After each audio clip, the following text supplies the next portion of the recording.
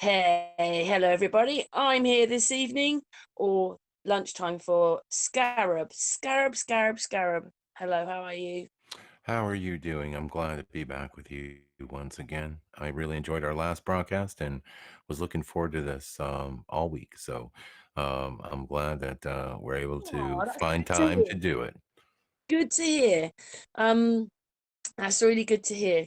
I like that very much, Scarab. So have I. And we were just talking. I thought I've got to stick the record button on. Do you remember what we were talking about? Yeah, we were talking about the idea of waking up, the spiritual nature of many people that are out there, but mainly ourselves, and what it took to kind of break in, through the other side and to start seeing the world for what it is, the strangeness of it all, and looking at how things are, how things seem similar, strange, and scripted in a sense. We've it takes a lot. It's not an easy journey, and that's what I was trying to explain. Is like I wish I would have. I wish I could tell you that when I was younger that I woke up one day and I just, and it was so easy and I knew about all this and I wasn't connected to the matrix in a sense the way I used to be. But unfortunately that's not the way it happened. I went through the same things that all of us go through. The only problem or the reason I think most people do wake up is eventually you start to realize the ego, and you have to sort of separate yourself from the ego, because the ego is what keeps you convinced that the reality and the worldview that you grew up with is real. And it's a very strong, very powerful thing. And Can I it add takes, something? I yes. know what exactly what you mean, but like I watched it's a program again, but it's stuck in my mind. They said you need an ego even to get out of bed. It's not having the ego, it's how you use your ego. Yeah, but most people's egos are very narcissistic now. Yes, And that's my problem, is that we've overamped the ego. And I don't think you need an ego to get out of bed. I don't know if that's true. Here's my thinking. The reason I say the ego is because people a lot of times just will not accept anything else other than a mainstream view of the world. And that is the biggest problem that we're having right now. And yes, they'll dabble in certain things, and sure, they'll but they got watch that the right way, Scarab, because basically every single body has a television. So even I've got three. I just don't really well watch yeah, film. well, I don't I watch have, them. we have them. I don't They watch can them. program us how they want, can't Oh, they? they don't Everybody's get got turned one. on. They don't get turned on in my house. I don't, I have them. Sure. I don't even know why I have the damn thing. It's just sitting on a wall. It's literally a picture frame. I don't. I mean, I used to watch sports, but then a few years ago, I watched something happen in the NFL. I already knew. I was sort of thinking like some of these games look a little fishy to me, like Yeah, just the plays and the, or like there's no way. Like I guess it goes back a few years ago. I was watching this. There was a Super Bowl where the guy decided to pass on the 1 yard line, right? And he threw an interception. I think people might know about this one. Anyway, the point is why wouldn't you hand the ball off to your big running back and just win the game? No, I'm going to stand back and throw an interception. Like, come on, man. Who calls these plays?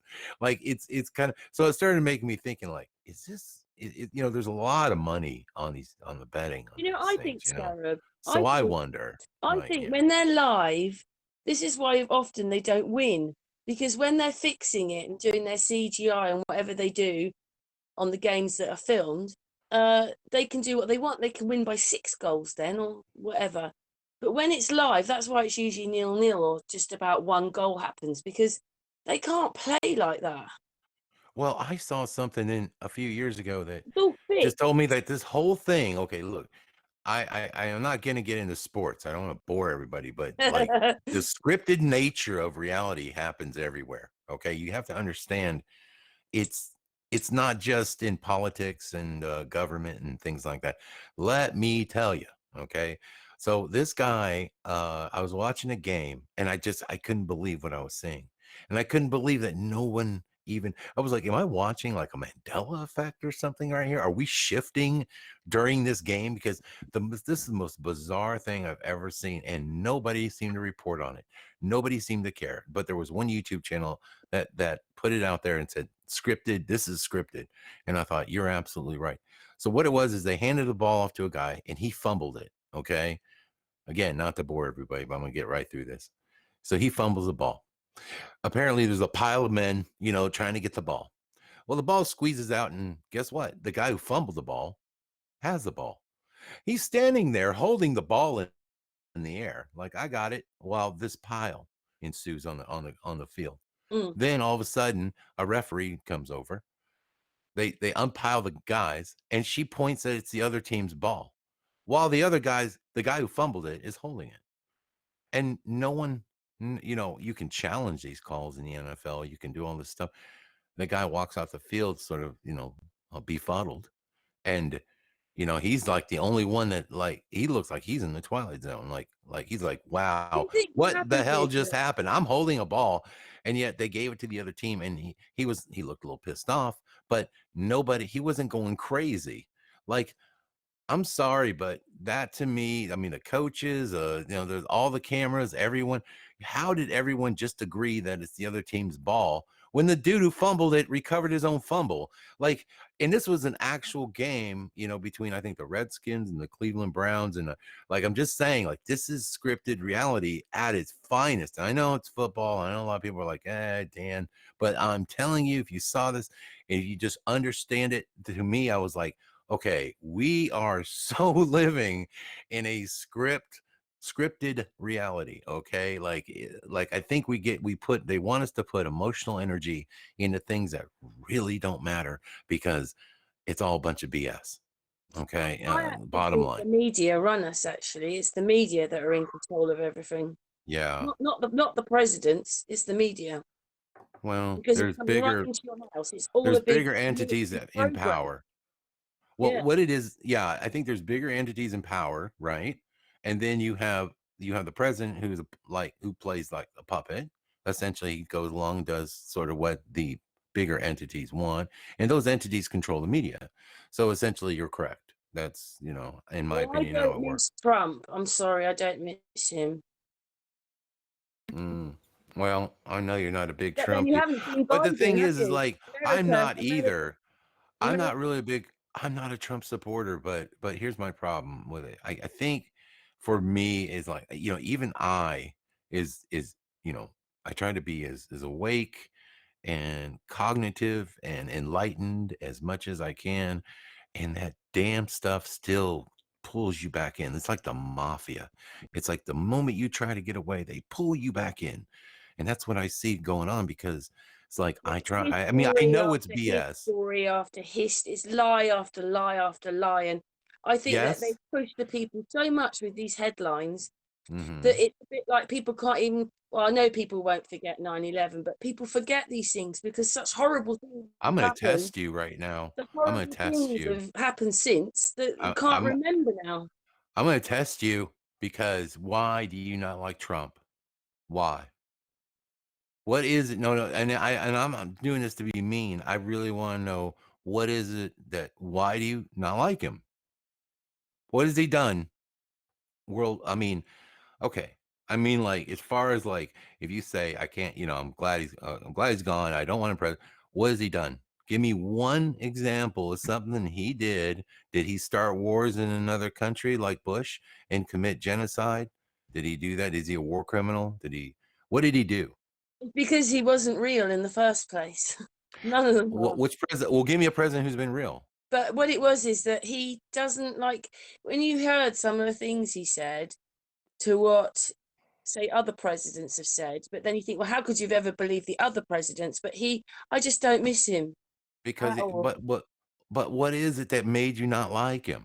Because Is it the media? he Is was it what you I saw on didn't social? I saw it all in the other ones, but when I started doing what I do, breaking the people down, I was on Trump and I did a lot of Trump, and every time it was like, look, there's a glitch, there's this. It was every single time.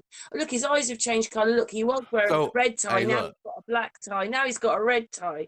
And I look. can find the mistakes I in know, every but I'm video. saying politically though, okay, fine. I'll give I'm you not this. into that anymore, I'll Scarab. extend the olive branch and say to you, you know what?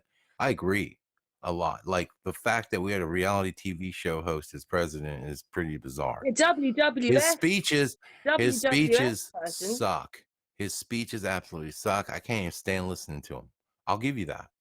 But as far as his policies and what he did, like, okay, if he was rude to Because the none media, of it's he was rude to real. the media. Because Oh, well, since I've it might have been since we last talked, but I did this yeah, video. Well, this video came out basically saying America was still a corporation, and then what you work out is that the Mad King John. Um, what's your biggest president? I can't think. Washington. So basically, the Mad King here was actually yeah, Washington, and then actually he turned everything into a corporation, and so the Queen runs the corporation and all that, right. and you're like, Right, right, right. It's all listen, I get it. It's what I just ask people that question because I get that a lot. And my problem with I don't like any people, of them. I don't like well, Biden either. I don't like well, Boris. I In fact, mean, what they all need to do is who would you trust? This is a hard question. they all need to go to prison. I would say, who would you trust to watch your kids? I certainly wouldn't want them around Biden, that sniffer. Something wrong with that dude. Come on now. That Texas, I remember when I guess they were doing pictures or something at the whatever at the White House or maybe it was at Congress, and they were taking pictures and they had all these cameras there and all these new like here, this is for this year when he was vice president. And did you see the one Texas? I guess he was a Texas senator or congressman. I can't remember, but he went and slapped his hand away, like, "No, Joe, don't touch my children." Like everyone knew what Joe was doing. That's the thing. Everyone knew. Okay, they all know it. That he had the gall to actually try to slap Joe's hand away. What? And the rest of them were just offering up their children, like, "Here you go. Yeah, Joe, go ahead and just all right, Groper, let's get this over with." Like, at least the one guy did something. The rest of them are all like, "You're talking about total sellouts, man." I mean, Scarab, they're willing to Scarab, like let Joe touch on even their with that kids, man. story, even with that Uh, story, how do we know any of that's true? Because Because they make the I at least story. watched the video of him like Yeah, but they literally make the being stories, inappropriate don't with the they? kids. Okay, like that's not a like as far as I can tell, I don't think they coached him and said, "Hey, we need you to touch and grope children on camera, Joe." That's part of the script. No, I think that these guys, I think he's got a little. I mean, his son obviously. Did you see the videos of Hunter Biden? I did some videos about him where actually, and just about when he's being inaugurated. Ooh. Listen, his son's head was twice as big as his. Suddenly, so none of that was real. I don't know. You're talking about the video. You know what? Here's the thing. You might be I'm right saying they because make the videos up. I mean, I've watched right. Camilla, right? Camilla, right? Hmm. What it is basically she's totally impatient. But when it came to Biden, like they went to this he was just about to become president, and they went Uh-huh. to do a wreath laying. And what it was is she walked in front of him. He's There just becoming is. the president, and she's walking. And then what it was is because I zoom in on them and look at them, and all she's Mhm. doing is she's like, "Come on, come on, come on," and and her face, she's always, I was thinking, oh my god, you don't want her as president. Well, you're probably right about some of this because I don't think what it it is is, not it's all it's a not hard game. to It's all a let me game. just It's all well just wait. set up. It's all. Like It, here's what I they're all this is related. You know, well, like I get it. Hillary I know, I know, is I know. Trump's And this is the cousin. thing. This is what I'm trying to tell you though, is like, so somebody took my picture off of Facebook. And just like it's not even that great a picture. It's just like my profile, whatever. Me just kind of looking at the camera, taking a quickie, selfie or whatever. Anyway, the point is you can take that little picture and then wrap that image around. Somebody wrapped me around like famous black and white actors and actresses. Even made me even look like a female. They even wrapped my face around a male stripper and had me dancing. Like, I kid you not. And it No, looked like that's me. what It they looked do, like isn't it? me up there stripping. That's why And I'm just everybody saying, looks like, like everybody else. that's the free technology, okay? That's Yeah. the free app. Like, what do you think they can do? They're giving you out that kind of like, all I'm saying is you take like my face part, like just the frontal part of my face, and you can wrap that on anybody's face and make it look like them. Well, you got to question what you see, right? Yeah. Just saying, in all This is honesty. what they do, and this is why there's always like a base person, like Morgan Freeman is a base person. Even Will Smith now looks like them, and then you've got like Tom Cruise and Matt Dillon, and there's Brad Pitt. They're just anyway. Who I just knows? think Maybe they're all they just, use their eyes, their nose, and their yeah. mouth. You don't have to worry about their Did you ears see or the their hair. I don't even think like I think too I just showed this on my broadcast too where they're doing like these really high tech latex masks where you can just wrap you can put as long as the facial structure is close, like you have a thin face, you can whatever, you can have a Biden sort of, shape to your head. You can put his face right over yours with latex. And like it's weird because like on a few videos you can see Fauci, which appears like he's wearing a mask. And then my theory was, well, that's not really Fauci. See, what they've done is they just laid. That's why their faces are so damn smooth. Like, they almost look. At first, I thought, well, it could be just camera, like filters and things like that. They can do that nowadays. But like, you can see the mask coming up out of the shirt. You can see the mask on Joe. You can see different, like literally a line under his chin where it looks like, well, there's darker skin and then there's way lighter skin. It looks pretty I obvious to don't even me. know how they do it. I thought that when I break it down myself, they look like cartoons, and I'm thinking virtual reality. But Well, when they I deep think I, fake, I think what they're they deep using a lot fake, of things, right? they need I think they're their eyes, using nose, and mouth right. deep Right. faking. I think the technology to fake a personality is very easy to do. You can simply use the software to now Do you know mimic what it's someone's like? It's a voice. bit like, just say, for instance, we were going to play Biden. It's like I Hmm. go, do you want to be Biden today, or shall I? So you're always looking at Biden, but you go, he looks different today. He's different. And then the thing I've got to tell everybody is that everybody knows Biden and Trump and Boris have blue eyes, but when you watch them on the television, they've got, or any newsreel, they've got brown eyes because they're deep Hmm. fake. They're deep fake. Well, that could be definitely an issue there, right? I think people have mentioned the It's eye colors really weird changing to and think stuff. that Yeah. we are Well, like I run. said, if they're wearing just if like imagine if you needed a body double because you become super famous and whatever, and you don't want the paparazzi to follow you, so you're gonna send your girl out there who's wearing a latex mask who looks just like you, by the way. I mean, you're probably wearing a hat and sunglasses, and you can't really tell. But they can do a latex mask that looks just like your face, and they can wrap that over themselves, and they But it's can a bit and weird though, Scarab, to think that we're just run by programs. We're just like uh we're just like we're that film the we were hoax watching, and Arnie, fakery. Yeah, Total well, Recall. He goes to Mars and he's watching the yeah, television and he knows yeah, who the baddies are and the baddies are running everything. So it's right. the same thing. That's what we're in right now. No, we are in that. Yeah, we're in that. What is it? The Running Man, I think it was. A long time ago, there was a TV, a movie out. I think it was on Schwarzenegger too. Yeah, and so in that movie, or he basically they set him up as being a killer. They overlaid his face and digital image him saying something he didn't, and it was some other guy, but they made it look like him. And then of Mm, course everybody wanted to find him and get him because he was wanted, right? mm. Well, this, like that could happen right now easily.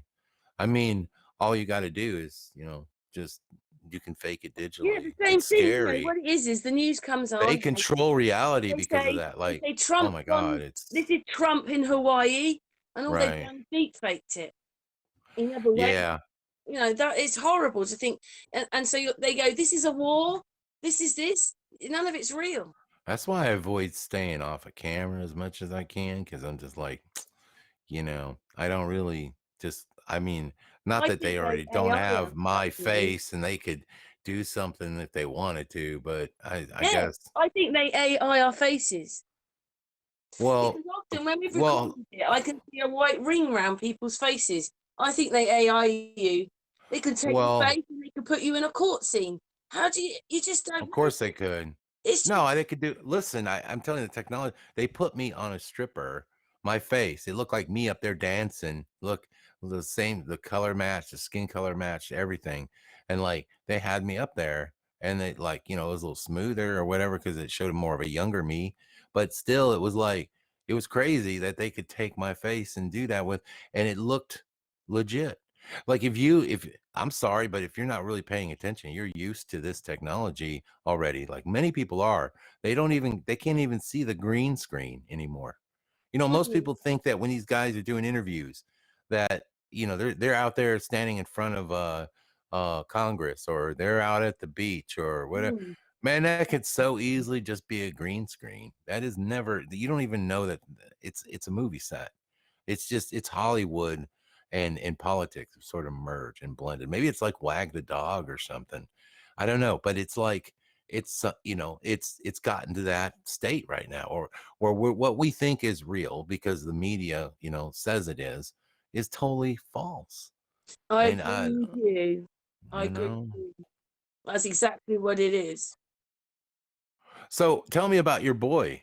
Your boy. We in America were all hinging on the fact that your boy was right. You know who he is. I want you to tell me about Simon Parks. What is going on with him? What's happening? Who's that? You don't know Simon Parks? I'm shocked. Connected Consciousness. You don't know about them? He's over there he's in England somewhere, I Oh, think. you mean my friend James? Not is it James? No, it's Simon. Simon Parks. He was a guy who was he has like kind of a he runs. The reason I mentioned him is 'cause I thought you probably knew him. I thought most of your listeners probably knew who Simon was because he was widely popular in the US. He was sort of promoting the fact that there's this bigger deep state thing going on, and that very soon they're going to be arresting Biden for treason and all these people. And he was talking about it literally on a daily basis for a while there.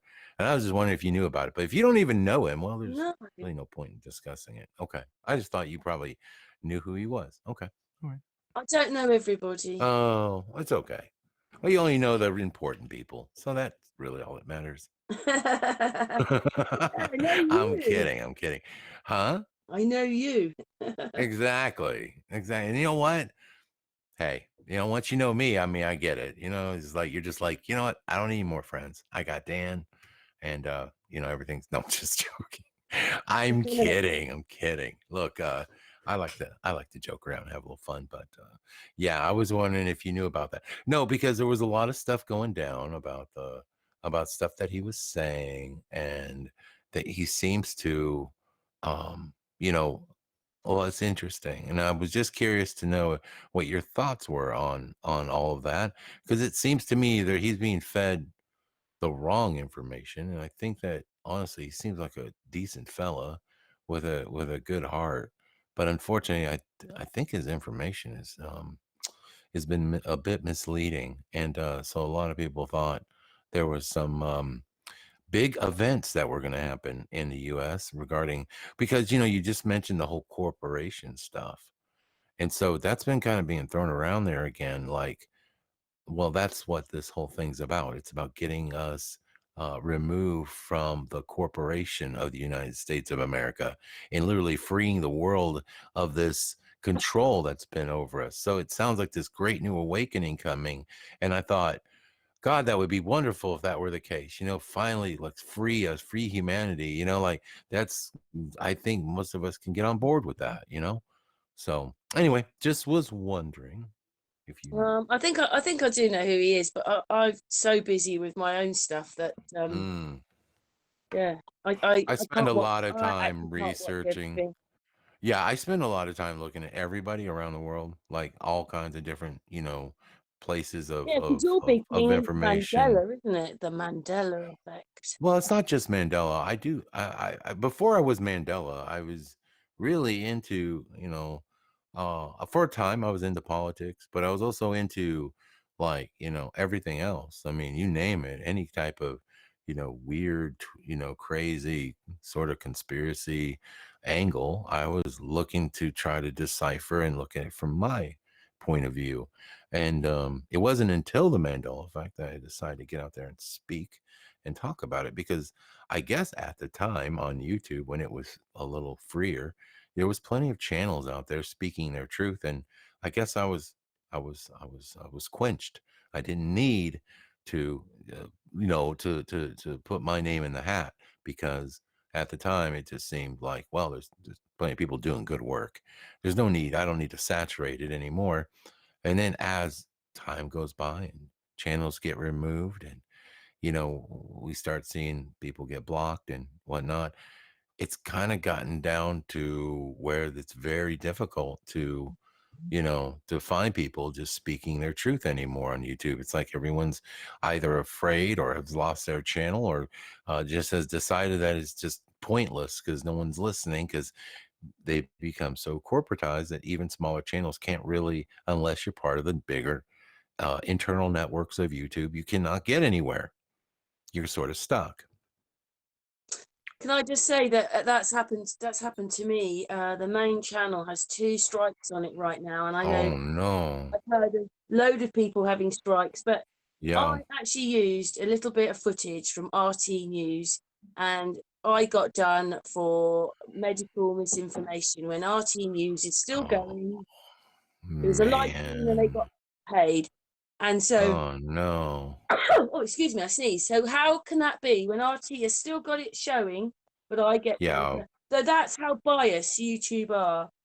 Oh man, yeah. Well, RT is corporate news, and at the time they had that sort of Newsmax angle to things, and people were literally looking for an alternative source, and it's like, and they were literally listening to RT News. I mean, that's what people were just they what they do is they they sort of like they make us thirst for real news, and so people realize, I think instinctually, that what they're getting fed is BS, and so they go out looking for another source, and they just so happens, I'm sorry, RT was well funded just like the rest of them are, to run these even, what do you want to call, B level news organizations, but they still have a lot of money.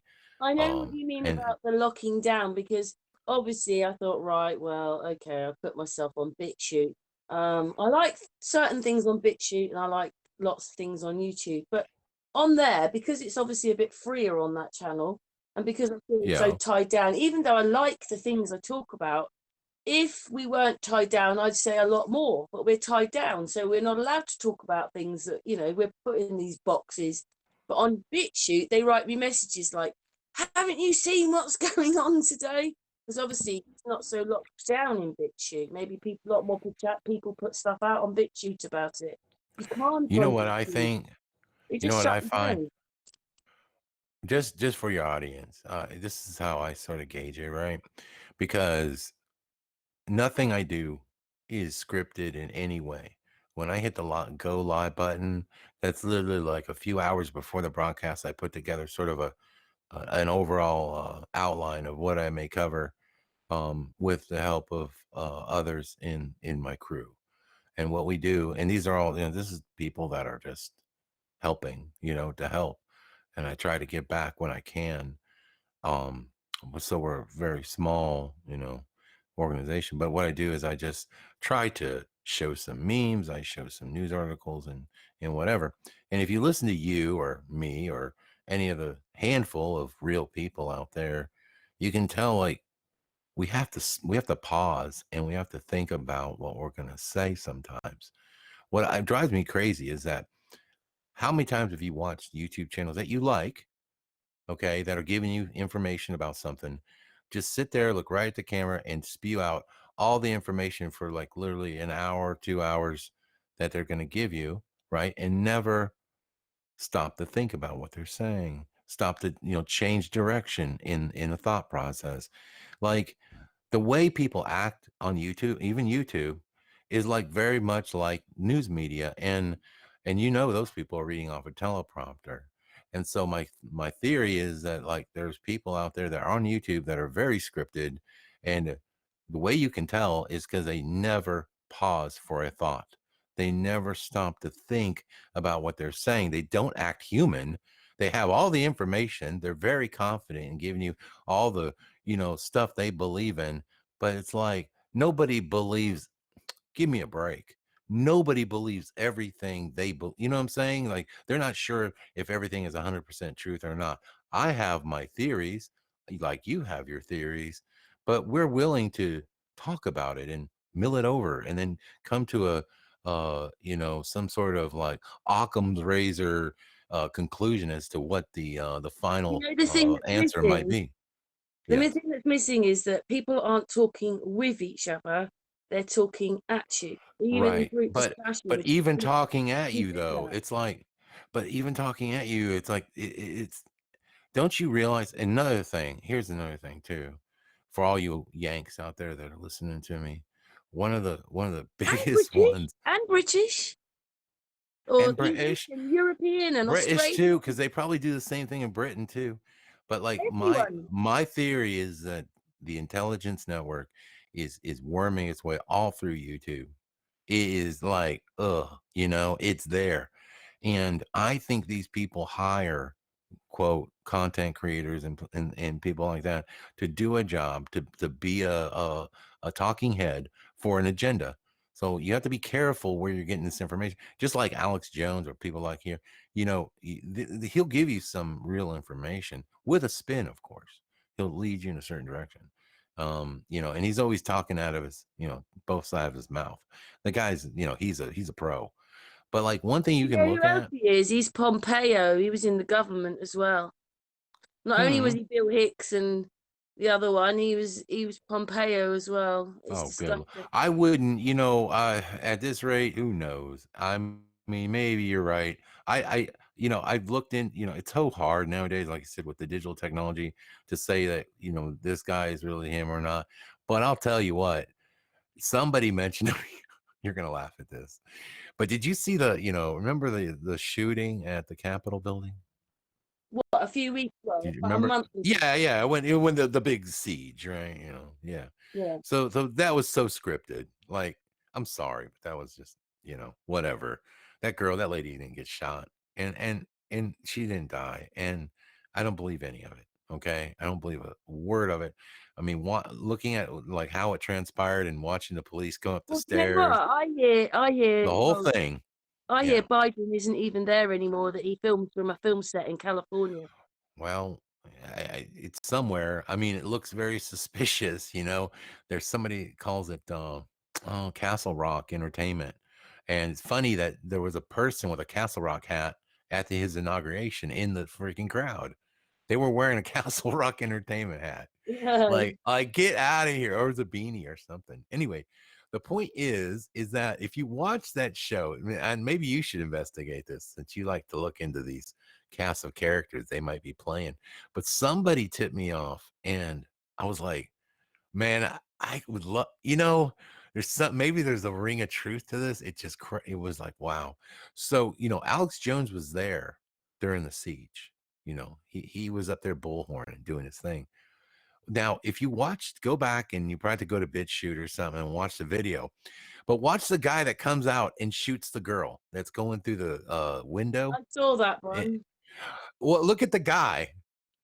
Now tell me if he does. Look at the hairline. Look at him real close. He's wearing a mask, but somebody says, I think that's Alex Jones. Now, wouldn't that be just ironic? I mean, talking about a movie set, right? Talking about the script. If Alex is the one, is the guy who killed Liberty, like that day with that gunshot, right?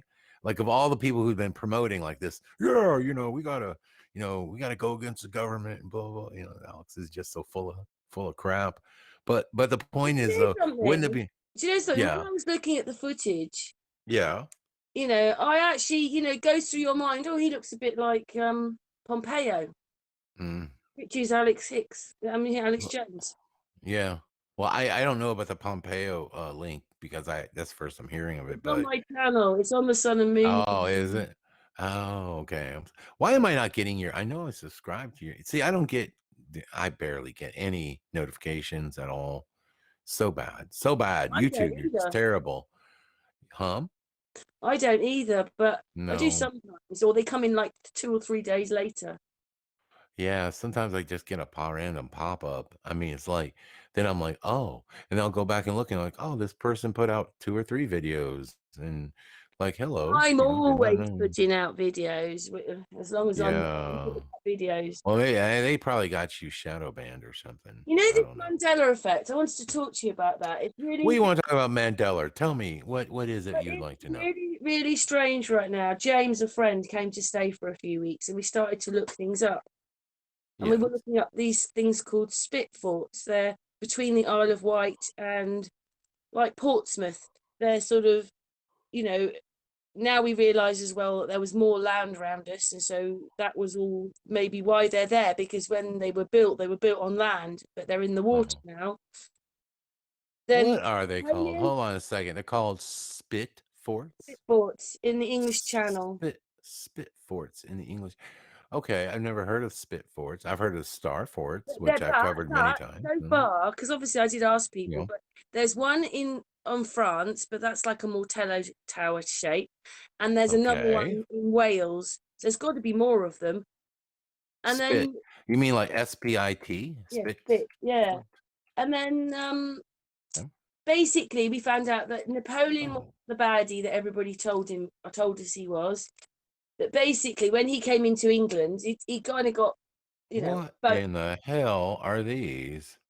Look it at that. That is absolute. Okay, I know the audience can't see this, who are watching this, but you got to look this up. Oh my lord, what are these rounded listen, spit two of fort? them are hotels, so they've sort of been run What? out, and two of them are derelict.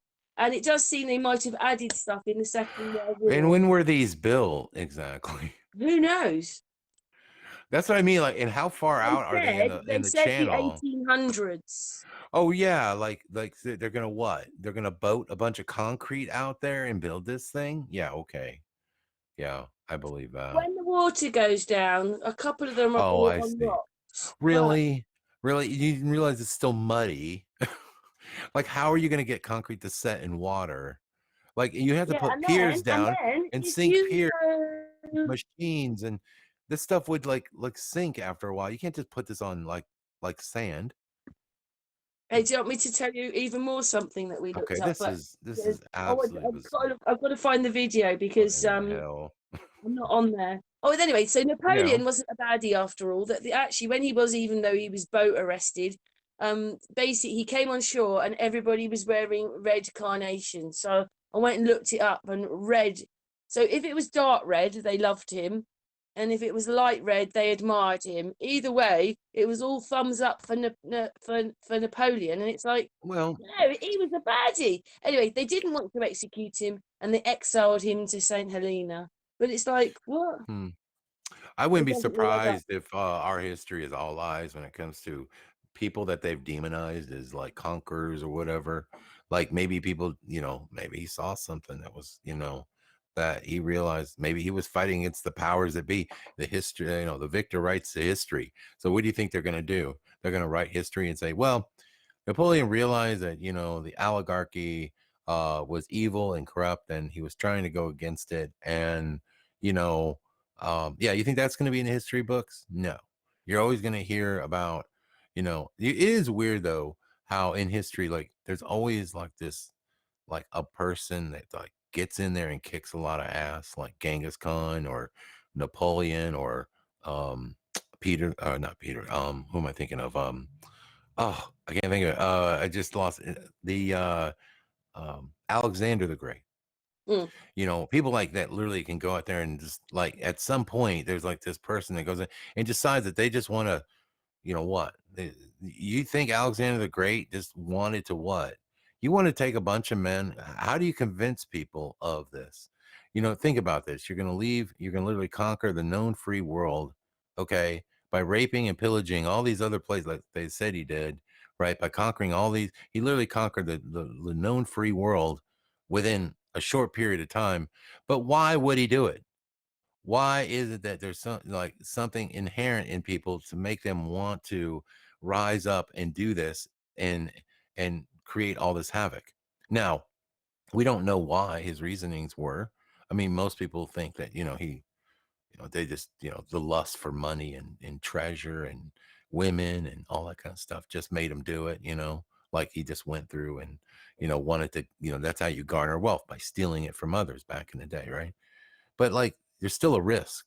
Like, you have to worry about, like, there are other armies you have to fight. They are throwing spears and God knows what else at you, So I mean, so the risk of your own life for the fact that what was the cause is my main concern.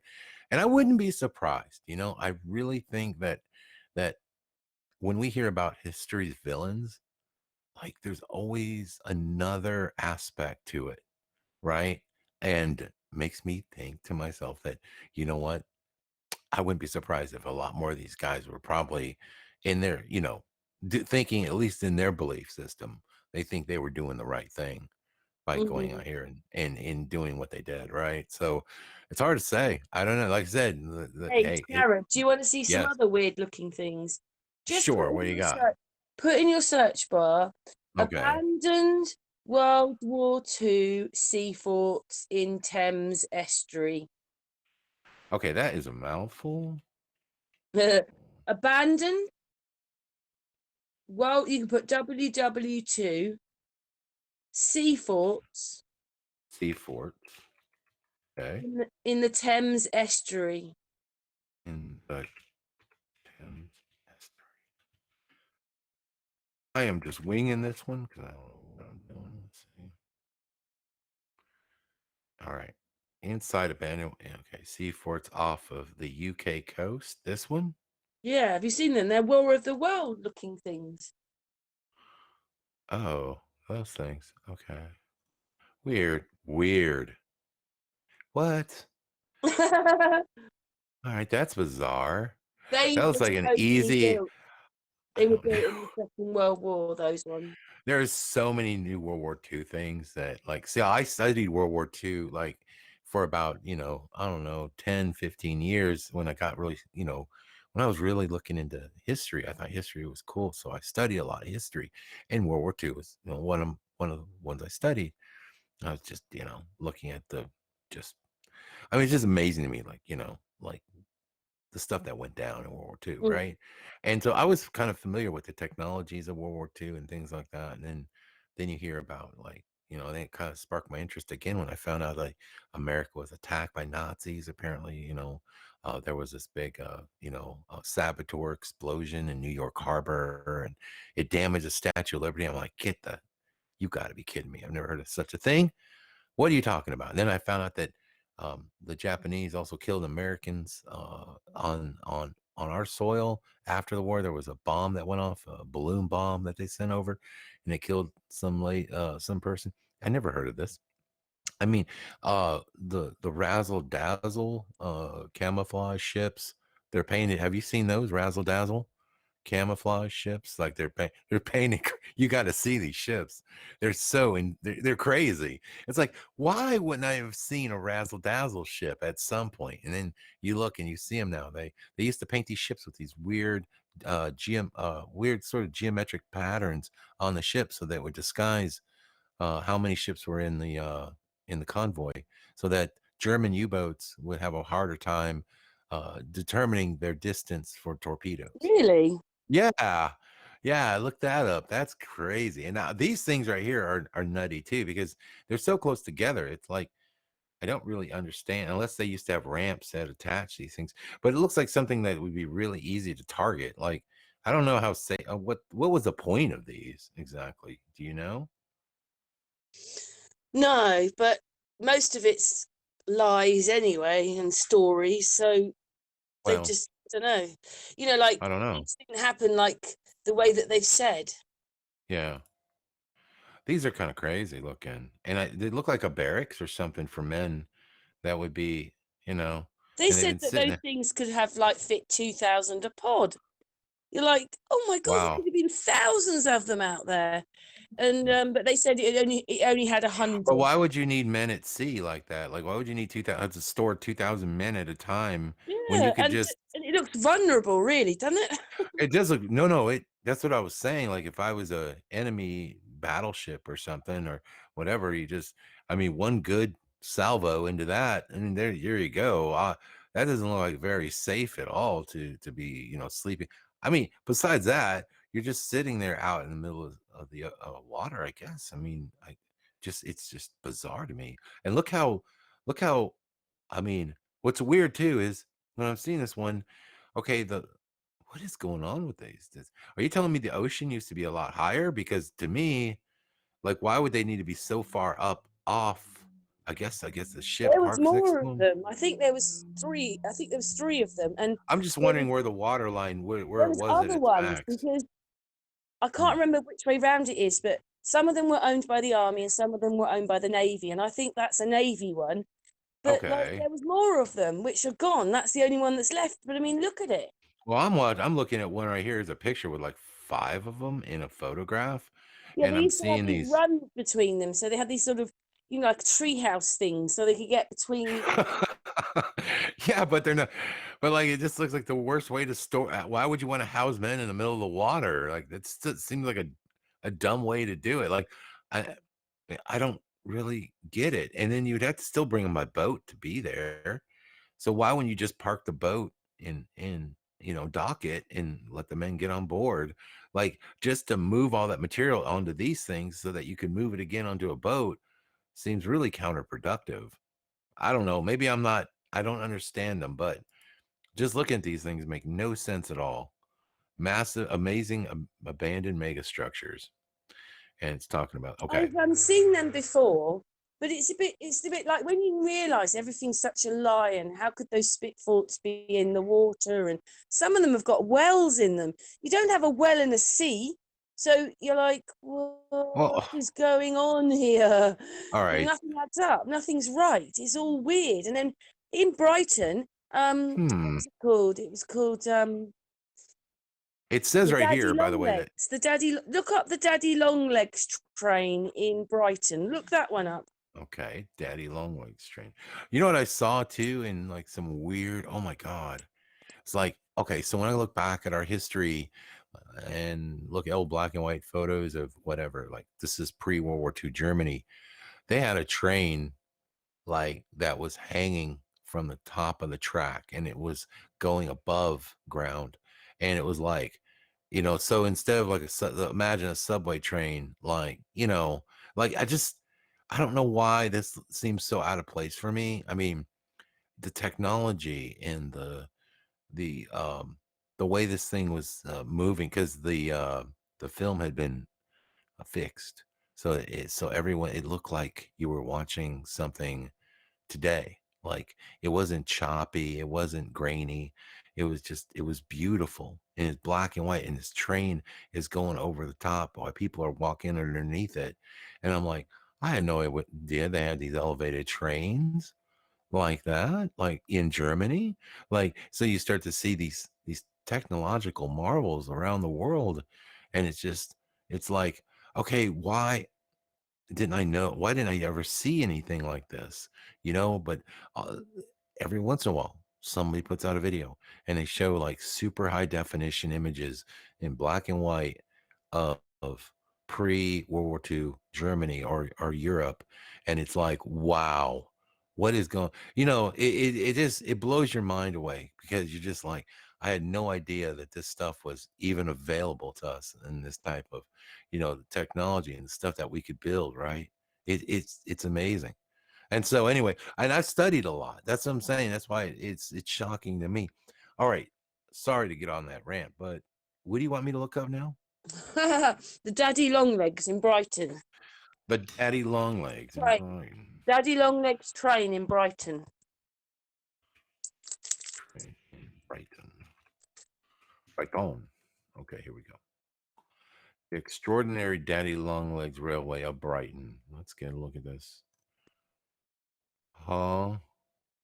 What am I looking at here? I see this, what appears to look like a boat on stilts or That something. is a train in the sea. But It's a you know what? train. They're not going to tell you right, because when I researched it, it was only going for about a week, and then a storm came and ripped up this pier. But that pier, there was three piers in Brighton, And the one that Mhm. got ripped up was beautiful. It was a half chain bridge. And basically, it was burrowed into the hillside. And on the end of the platform, which boats went to Dieppe, it was quicker to get to Paris from Brighton than it is Calais. This great big platform they had there was marble. It was like 18 tons of marble out there. And then, of course, the storm ripped it all up.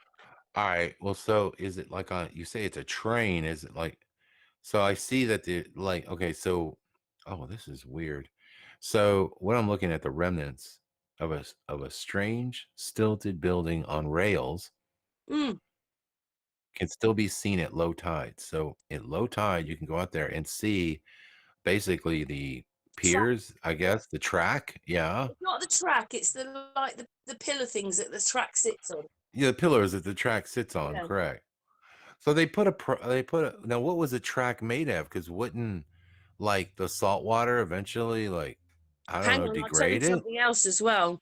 It was Oh the my God. widest track that's ever been made. And also, Okay. they had electricity in the water, but nobody, it didn't electrocute anybody. Okay, you tell me there was electricity on that track. Yeah, in the water. What? Oh my goodness. This is insane.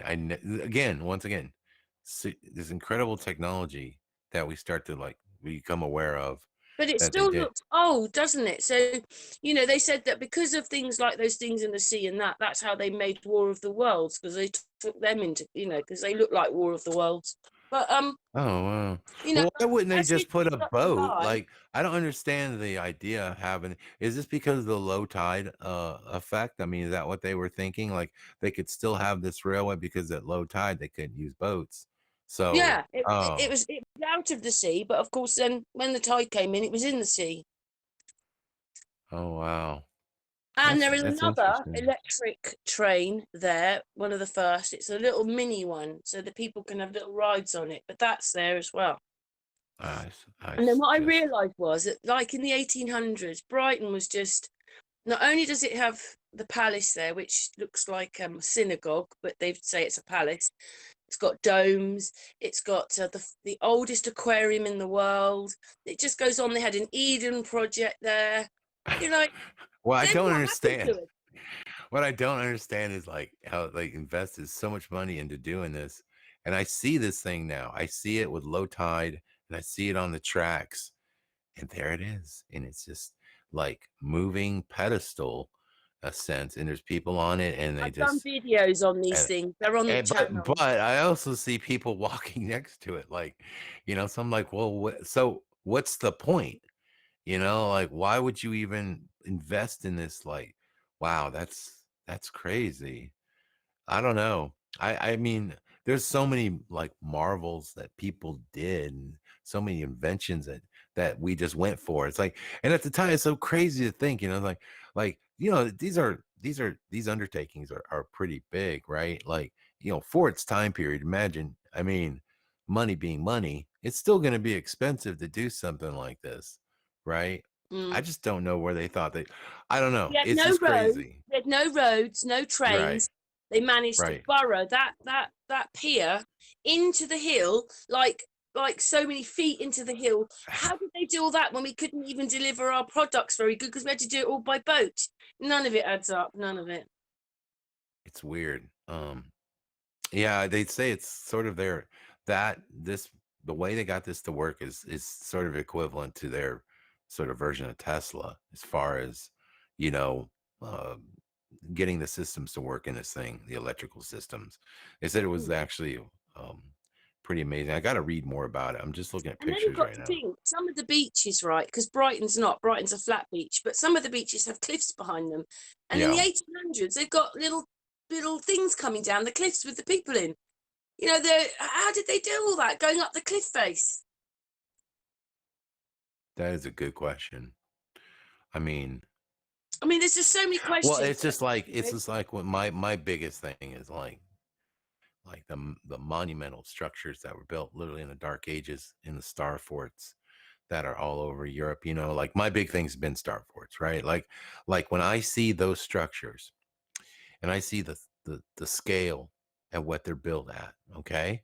I believe they rival the Great Pyramids of Egypt. Some of these star forts. I mean, the land that would have to be removed, the exacting geometry of all this to build everything to the specifications needed, and to go through all the trouble of putting these sharp angles on a fort, and then to have them rise, like, it literally looks like they rise about 100 feet in the air, around the main castle part, some of these.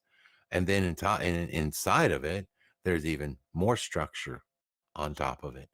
And it's just mind-boggling to think, like, you're talking about a time period where horse and buggy is all you had, and the amount of, say, and who was making the stones for the thing, where were they cutting the stones, what were the stones Scarab. made It's out of, because they're so accurate. It's not like, oh, well, you can see that that's a pretty good job. It's so precisely oh done. my god, they're beautiful. And then, like I said, the land around it, remember, they have moats around these star forts, and the moats have water around them, and they also match the imprint of the star fort, and like they spread out for acres. I mean, like, literally the size of a small city.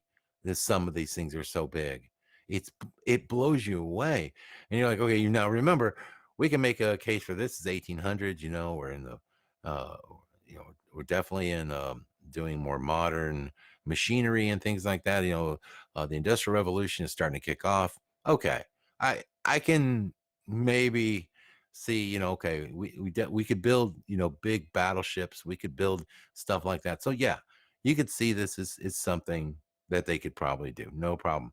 But then you go back further with the Starford thing, and you look at it, and you just like, now they're saying they're dating them back to like the 1500s and stuff like that. Some of these, and I'm saying even that is, who knows? That's suspect. They're probably older than that. Hey, Scarab, Um, I've got a question yeah, to ask you.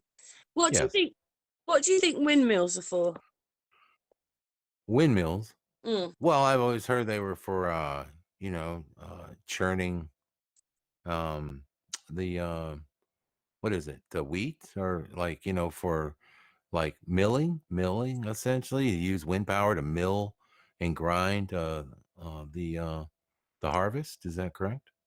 Well, that is correct, but actually, their biggest job was to take water out of the ground. Oh, okay. That is how they reclaimed Like a half of pump Holland. system. It extracts the water out of the ground, Okay. and so this is how I said. This is how they got half of Yeah. Holland back, supposedly. And you're like, I do no, remember. it just Yeah. did grain and things. It never extracted water in my life. Now they extract Hmm. water. I don't remember. I did remember seeing ones that turn a large wheel and then move the water, like, say, from a river area to, uh maybe down, you know, Yeah, but that was to down land grind for the grain. irrigation. That was to Oh, grind the grain, wasn't it? well, I thought, well, I'm just saying, like, I've seen them, other uses for them. I didn't know they pumped water out of the ground. Maybe, Yeah, like, I've water seen it where they injection. move water, like, they could be like I said, on a river, where, they could spin, and then, they could bring water to it, move water in a certain direction to, like, for irrigation. This whole place we're living in is changing, and they seemed a lot more advanced in the past. They knew things They that we don't do today, you know? Well, either we two things are going on, and, like, and unfortunately, I grew up in the American education system, so you know how bad we are.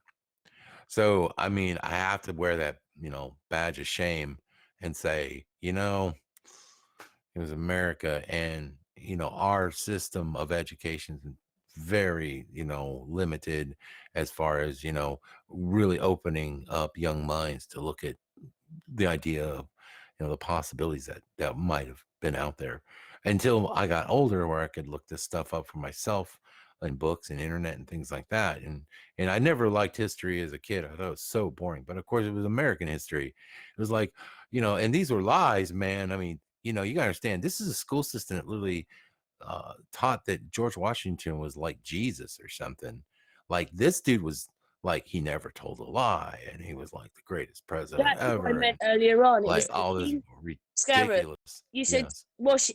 George Washington. That's who I meant earlier on. That's where the it was Mad King George here. He became the president of America. But You sorry, know, it's carry on. weird too. I said the Is wrong is name earlier on, but that was Oh, I the see. Yeah, yeah, yeah. Well, they always tell us in school, like, George Washington was a Mason, but they never went in to explain what the hell a Mason is. Like, actually he was the King of England as well, and his son took over while he was ill. and what are yeah, you he talking about? when King George became King George. Okay. Washington, his son Yeah. took over here. His son was proxy for him because he was so mad here, he had to go away. And while he was away, he turned America into a corporation. Are you telling me George Washington was actually linked to the crown? Yeah, Okay. these videos are on my channel. This one's got. I I wouldn't did be one. shocked. That would be the perfect It did really bullshit. well because Yeah. I found it. I found an Wow. American flag, but when Uh, you put the stars, I just put the uh-huh. Great Britain flag in there, and loads of people watched it. And basically, it was a woman. It wasn't even my video. It was a woman explaining it all. Really? I'm Yeah. intrigued. I'm intrigued. Yeah, it wouldn't be, I mean, looking at Georgie and the rest of the guys, no offense, but they do look British. You know, Yeah. I Do you would want to hear say, it? I can probably play it too if you want to hear it. well, I mean, we can definitely, It's yeah, I only a mean, few. It's only a few minutes long. It's not like we're okay. listening. All right, let's hear it. Yeah, sure. I just got to find it. It lets me to go to Okay. the channel and find it. Sounds riveting. I no, I honestly, that is crazy stuff. Like, I wouldn't be surprised. Like, listen, just because, like, right now we're in the height of deception, like never before, right? But I wouldn't look. I mean, going back and looking at history and all the stuff, yeah, I wouldn't be shocked if this goes. I mean, the whole thing, this whole construct is one just big deception lie after another. Okay. Everything we've learned, everything we taught is lies. Okay. So, hey, bring on Georgie. Let's hear it. Did you find it? I've got it here, right. I've just got to put it back a little bit. Hang on. 1 second, I've got to put it back. I've got to turn it up as well. Here we go then. Exposes a shocking truth. The United States has always been and still is a British crown colony. King James I was famous not for just changing the Bible into the King James Version, but for signing the first Charter of Virginia in 1606. That charter granted America's British forefathers a license to settle and colonize America. The charter also guaranteed that future kings and queens of England would have sovereign authority over all the citizens and colonized land in America, stolen from the Indians. After America declared its independence from Great Britain, the Treaty of 1783 was signed. That treaty specifically identifies the King of England as the Prince of the United States and contradicts the belief that America won the War of Independence. Although King George III of England gave up most of his claims over his American colony, he kept his right to continue receiving payment for his business. It was George. America. If America had really won the War of Independence, they would never have agreed to pay debts and reparations to the King. With the 13th Amendment to the Constitution, the U.S. President was made subservient to the King of England. The 13th Amendment is called the Title of Nobility Amendment and forbids U.S. presidents and their officials from using royal titles like king or prince or baron. For some mysterious reason, the 13th Amendment, which was ratified in 1810, no longer appears on current copies of the Constitution. America's blood-soaked War of Independence against the British bankrupted America and turned its citizens into permanent debt slaves of the king. In the War of 1812, the British torched and burned to the ground the White House and all U.S. government buildings and destroyed ratification records of the U.S. Constitution. 1 century later, a corrupt U.S. Congress committed the biggest theft in world history. They passed Paul Warburg's Federal Reserve Act in 1913, handing over America's gold and silver reserves and total control of America's economy to the Rothschild banksters. Most Americans still believe that the Fed or Federal Reserve is the government. It is not. The Fed is a privately owned banking system whose majority Class A shareholders are the Rothschilds, Warburgs, Kuhn and Loeb, J.P. Morgan, Rockefeller, Israel C., and the Lehman Brothers. This private banking cartel is the Fed and is never audited and never pays taxes. They print and design America's money, which displays their symbols of an Egyptian pyramid, a Masonic all-seeing eye, and the words "In God We Trust." Who exactly is the God they trust? They also collect American taxpayers' money through the IRS. Then they loan it back again with interest to pay for roads, bridges, and other public works. Mm-hmm. It's nearly Well, finished. She's just got a little bit more to say, I think. all Presidents right. are picked and financed by these special interest power groups. Like George W. Bush, John Forbes Kerry, whose initials are JFK, is a member of Yale University's Skull and Bones Brotherhood. The Forbes part of John Kerry's name identifies his descendancy from Captain Robert Bennett Forbes, who was a drug runner for the Rothschilds' opium drug trade with China in the 1800s. Most U.S. citizens believe that the United States is a country and that the president is the most powerful man on earth. The United States is not a country. It is a corporation, and the president is president of the corporation of the United States. He and his elected officials work for the corporation, not for the American people. Since the United States is a corporation, who owns the corporation of the United States? Like Canada and Australia, whose leaders are prime ministers of the Queen, and whose land is called Crown Land, the United States is just another crown colony. Yeah, so that's the end of that. That's the end of the video. Yeah, well, I've heard the stories about that. Of course, I starts to make a lot of sense because when you start to see the idiocracy that takes place in our politics in the world and how none of it makes any sense. The Queen Well, owns everything. yeah, of course. And like what it is like, so you have I like this analogy of it where you have America as the military side of the pyramid, then you have the financial district, which is England, and then you have the spiritual side, which is the Vatican. And they all just throw each other under the bus from time to time to make as a misdirect, but they're all working secretly for the same things, you know and that's I world also put a domination. video out about a map in America. I just saw it when I was looking up other stuff, and it basically said all these names are in America. Egypt, London. Yeah, All these yeah, names, all sure. these towns are all over America. I thought that was a bit bizarre.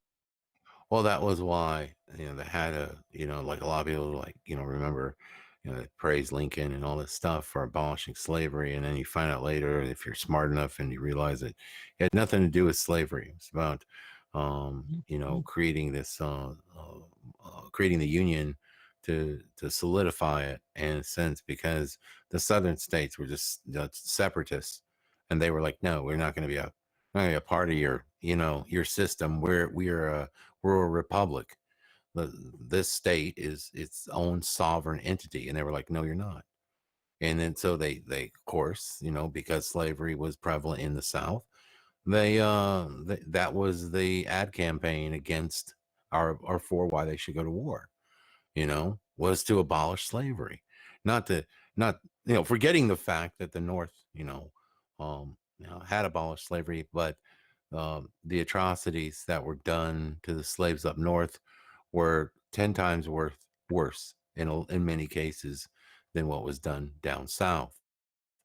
And it was just a good PR, negative PR campaign to get everybody on board with, going to war, just like we were attacked on 9/11. We need to go to war. Again, we're going to war for the big banks. And you're right. And I believe that these people, and a lot of Americans, kind of feel this now, like, especially after what we saw with our election, that obviously our people that are put in power are definitely selected, not elected. That's the 100% truth. I mean, more people definitely voted for Trump. However, they wanted Biden in there. Okay. They were going to, and even though Trump talked a good game, and had attorneys, and they had all the evidence and all this stuff. They put on a show, And this is why, oddly enough, even though we were shown one thing on, on TV, or these hearings, and all these people coming forward saying, yeah, there was election fraud. This happened. This weird thing happened. That weird thing happened. I When it did got, one on it. I showed that the you know, machines didn't work properly. So actually it should be recalled and the whole election should be done again. The machine should be recalled. absolutely. No, no, I mean, if you're just going by, like, if we're going by the idea of who's more popular, who would have gotten the vote? Okay, just that basic premise. It would Trump. have been Trump. Yeah, Trump would have won. But the problem is that it was when it was his time to go. He was But he's very part of the silent. game though, Scarab, because do you know in our election, right, when Boris won, what it was is I was just looking at it because this is what I do. I slow the Bitchute Channel and I look at things.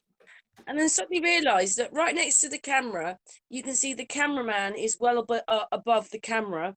And then you're looking at Boris, there's only room for 2 cars. And Boris is the size, he's smaller than a child in the middle of the road, like he's a long, long way away, but he isn't. He's less than a car and a half away. He was smaller than the people on the left of him.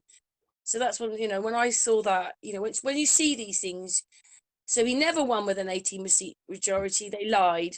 They made it Yeah. all up. They filmed it months ago. And this is what Well, they did to us this whole time. right. And like the Canadian Prime Minister, a lot of Canadians are like, how did he get reelected again? Of course, these machines are, this is all a sham. I mean, the sham is right there in your face, and then we call on the media to investigate properly, but they have us so damn divided all over the world and every country that you don't even care. You're just glad that your guy wins. It's like, forget the fact that we're going to talk about, like, an honest, fair. There's no such thing.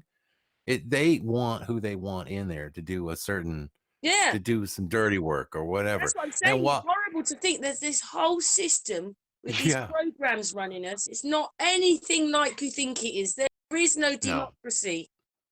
no, no. And then you're asking yourself, well, what is all this? What is all this about then? If it's all controlled, if it's pretty much scripted for us, and we're living it, and then we're the ones that sort of see it, and we're like, wait a minute, we're living in like some Twilight Zone shit right now. What The does only it difference mean? in the films is that What is my you're purpose in life then? you're privy Yeah. to know that those are the baddies and they're trying to control them. But the people don't understand that that is exactly what they're doing to you now today. Mm-hmm. Yeah. And this is like And when this you is the wake up, it yeah. means nothing. Well, it's like in the first election. It's funny. This is how the role reversal is.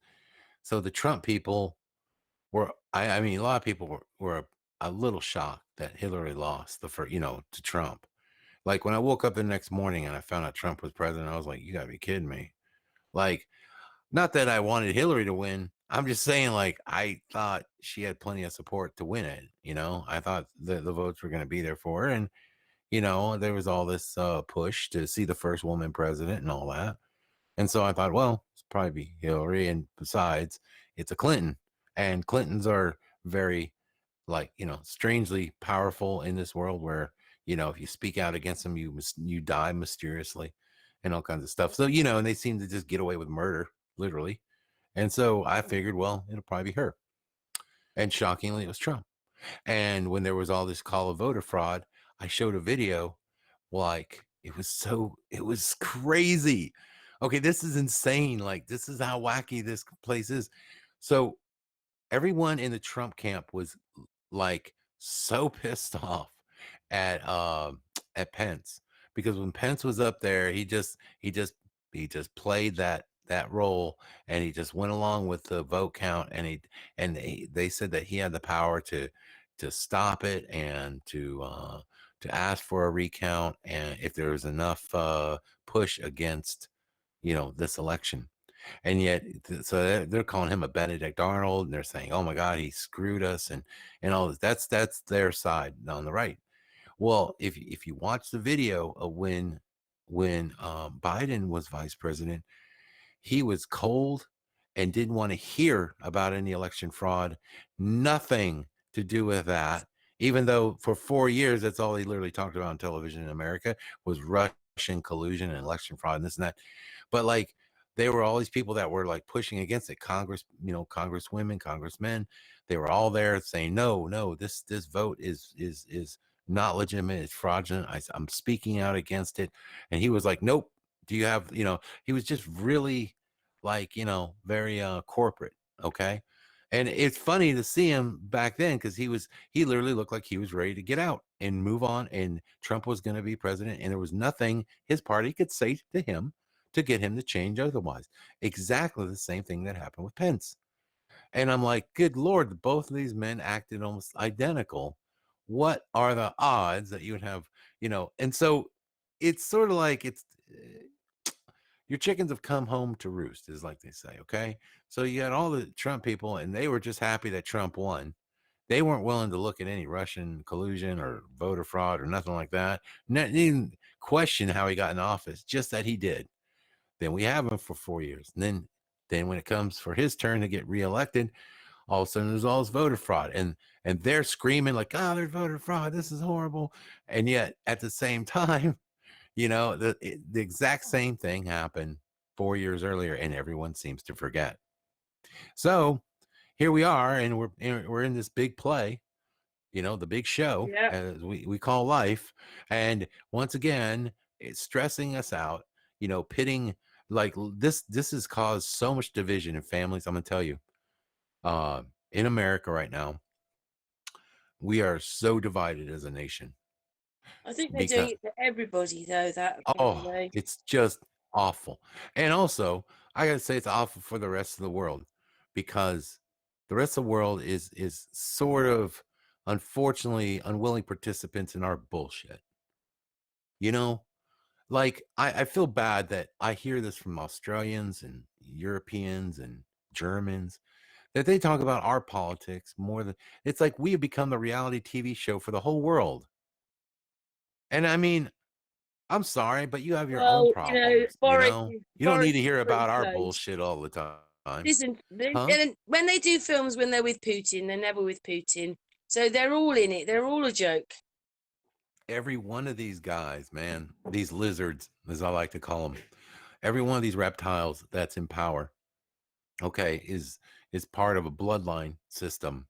They have complete and utter control. And yet they pit us against each other so that we'll fight amongst each other and never come together and look at the real problem, which is all of them. This is what we're dealing with here. I mean, this world is my God, it's one deception after another. And yet Yeah. we fall into the trap of putting emotional energy into these things, right? And then we fight with our own family over who said what and Trump said this and oh my God, you won't believe somebody's counting all the lies. Of course he lies. He's a freaking politician. But do you think, and it's like people say, well, I'm just like you said earlier. That's why I mentioned it's like you'll say, you know what, I'm just glad Trump's not there. As if Biden's gonna be any better. Oh As no, if, I know that Biden's you going to be know, better, but I'm just saying I don't miss Trump. well, yeah, but I don't want Biden. So what is our so it's I don't either, want Biden. it's either I don't want it's two Boris. I don't want it's the two Queen. I piles don't of want any of them. it's two piles of bullshit. Which one do you want to, you know, which one do you want to mess with? Either one, you just you're screwed, and it's like that's what we give. It's funny because I'd watch these debates A and lot stuff. of people still think that Yeah. Trump president. A lot of people do. A lot of people think that there's something weird going on. There's still people, and this is what I asked about the Simon guy earlier, because his group is pushing the whole QAnon narrative that there's something going on behind the scenes in the deep state. You understand the deep state stuff, right? Yeah. The deep state, the basically they're rooting out the pedophiles, and they're they know that these people are rooted in power, and there's a secret cabal of people that's trying to expose it all and eventually bring truth to light. And it all sounds great for all of us, major truth. Of course, that's what we hinge on. We hinge on the truth. We want the truth to come to light. We want it to happen. And a lot of times it's nice to know that there's something out there, an existential force that's working for the good of humanity. Don't we all want to believe that? But you know what? I'm starting to wonder now, if not, because all of these people, every one of them work for like these people that talk about the QAnon stuff. If you listen to them real carefully, they'll tell you a little bit about their history. You know, you'll find out like Simon dude, had MI5, MI6 connections in his family. And right there should be a big red flag. Let me explain. The powers that be that use these secret government agencies, um, they all want to hire in the family. It becomes a family affair. It's just like a mafia. The mafia doesn't go outside the family much. And the reason they don't is because they know that you're willing or more willing to do their bidding if you're in a family. I mean, if I turn on you, who's going to be, people I love will be affected. My father, my mother, my kids could all, unfortunately, reap the consequences of my actions. It works the same way in the intelligence network. So when Alex Jones and all these other people online tell you, that, oh, that's keyword. You got to listen to these people. When they tell you, they'll always tell you, I had family, I have an uncle, I have somebody that was in the intelligence sector. If they tell you that, boom, right there.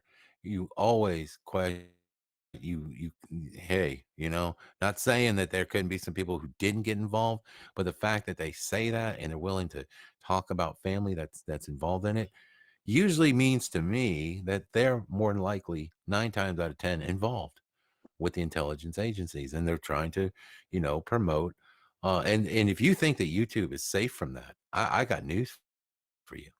It is not safe from that. Hollywood, YouTube, it has intelligence running all through it, in every country. So, just beware of that. So if you've ever listened to a YouTuber you like or whatever, you think you're getting some real information, and they spout out with the old my grandfather was MI6 or whatever, just be like, mm-hmm. It's amazing what they Yeah. did, though, isn't it? Because that's what was talked about a bit on a hangout last night. Well, my uncle was in the war, and so I just don't know how they've done all this. Well, what's crazy is that I used to believe that there's got to be more people awake and good and wanting, the same things I want than there are asleep. And when I watch the show The Walking Dead, and it shows hordes and hordes of zombies that are just walking and just living a life, essentially just walking the earth, that's what I'm a part of. Like the group of people that's that's in that show that's fighting for survival. I relate to that now. I never thought I would. It's literally turned into that. Like once you've gotten to a certain point, like people are literally zombies now. They watch their mainstream news. They just sit there and mill away at life and just think that this is the world. They believe all the mainstream science of it all, and they're just like, yeah, this is, you know what? And I'll tell you, a long time ago, when I believed that bullshit, I was a happier person. I was much happier. I mean, I think they say ignorance is bliss. Boy, are that's a true statement if there ever was one. Because what I've got to offer you is just like in the Matrix. Yeah, all it is When a horror story, isn't it? Oh, it's just it's terrible. And all I've got to offer you is a red pill. But when you wake up, you're going to be eating gruel, and you're going to be like, Thing is, you're though, going to see a Gareth, world that is literally that's literally destroyed, and your whole worldview is going to change. I've got nothing. Like I said, I've already told people in my circles, I said, look, I know we want to wake up people to the Mandela effect. I know you want to do it. But I'm telling you right now, thing all is, you're it's going better to to know. do, I prefer to know the truth because all the other yes. versions, even if you don't realize it until you've woken up, takes your freedom away, making you believe things that aren't real. Like Yeah. spacemen and all that crap. Oh, they Takes your make you. freedom away. Oh, they just. Did you see the Mars stuff? Yeah, it's Egypt. Did you see it? Yeah. I put Did one you? up. Me and Oh, I James put just one had a up. good laugh at that. That was awesome. That We was put one up great. the other day because basically they were in Greenland and someone zoomed in on the Google Earth and there it was in the pictures. And they could see Well, the bands and yeah, everything. they go out to It's these Greenland. places. They got to go out to these places to test the rover because God forbid they couldn't build a moon-like set somewhere, right? In America, they got to go way out. They got to fly out to Greenland or whatever, test their little rover on some rocks. Like, God, give me a break.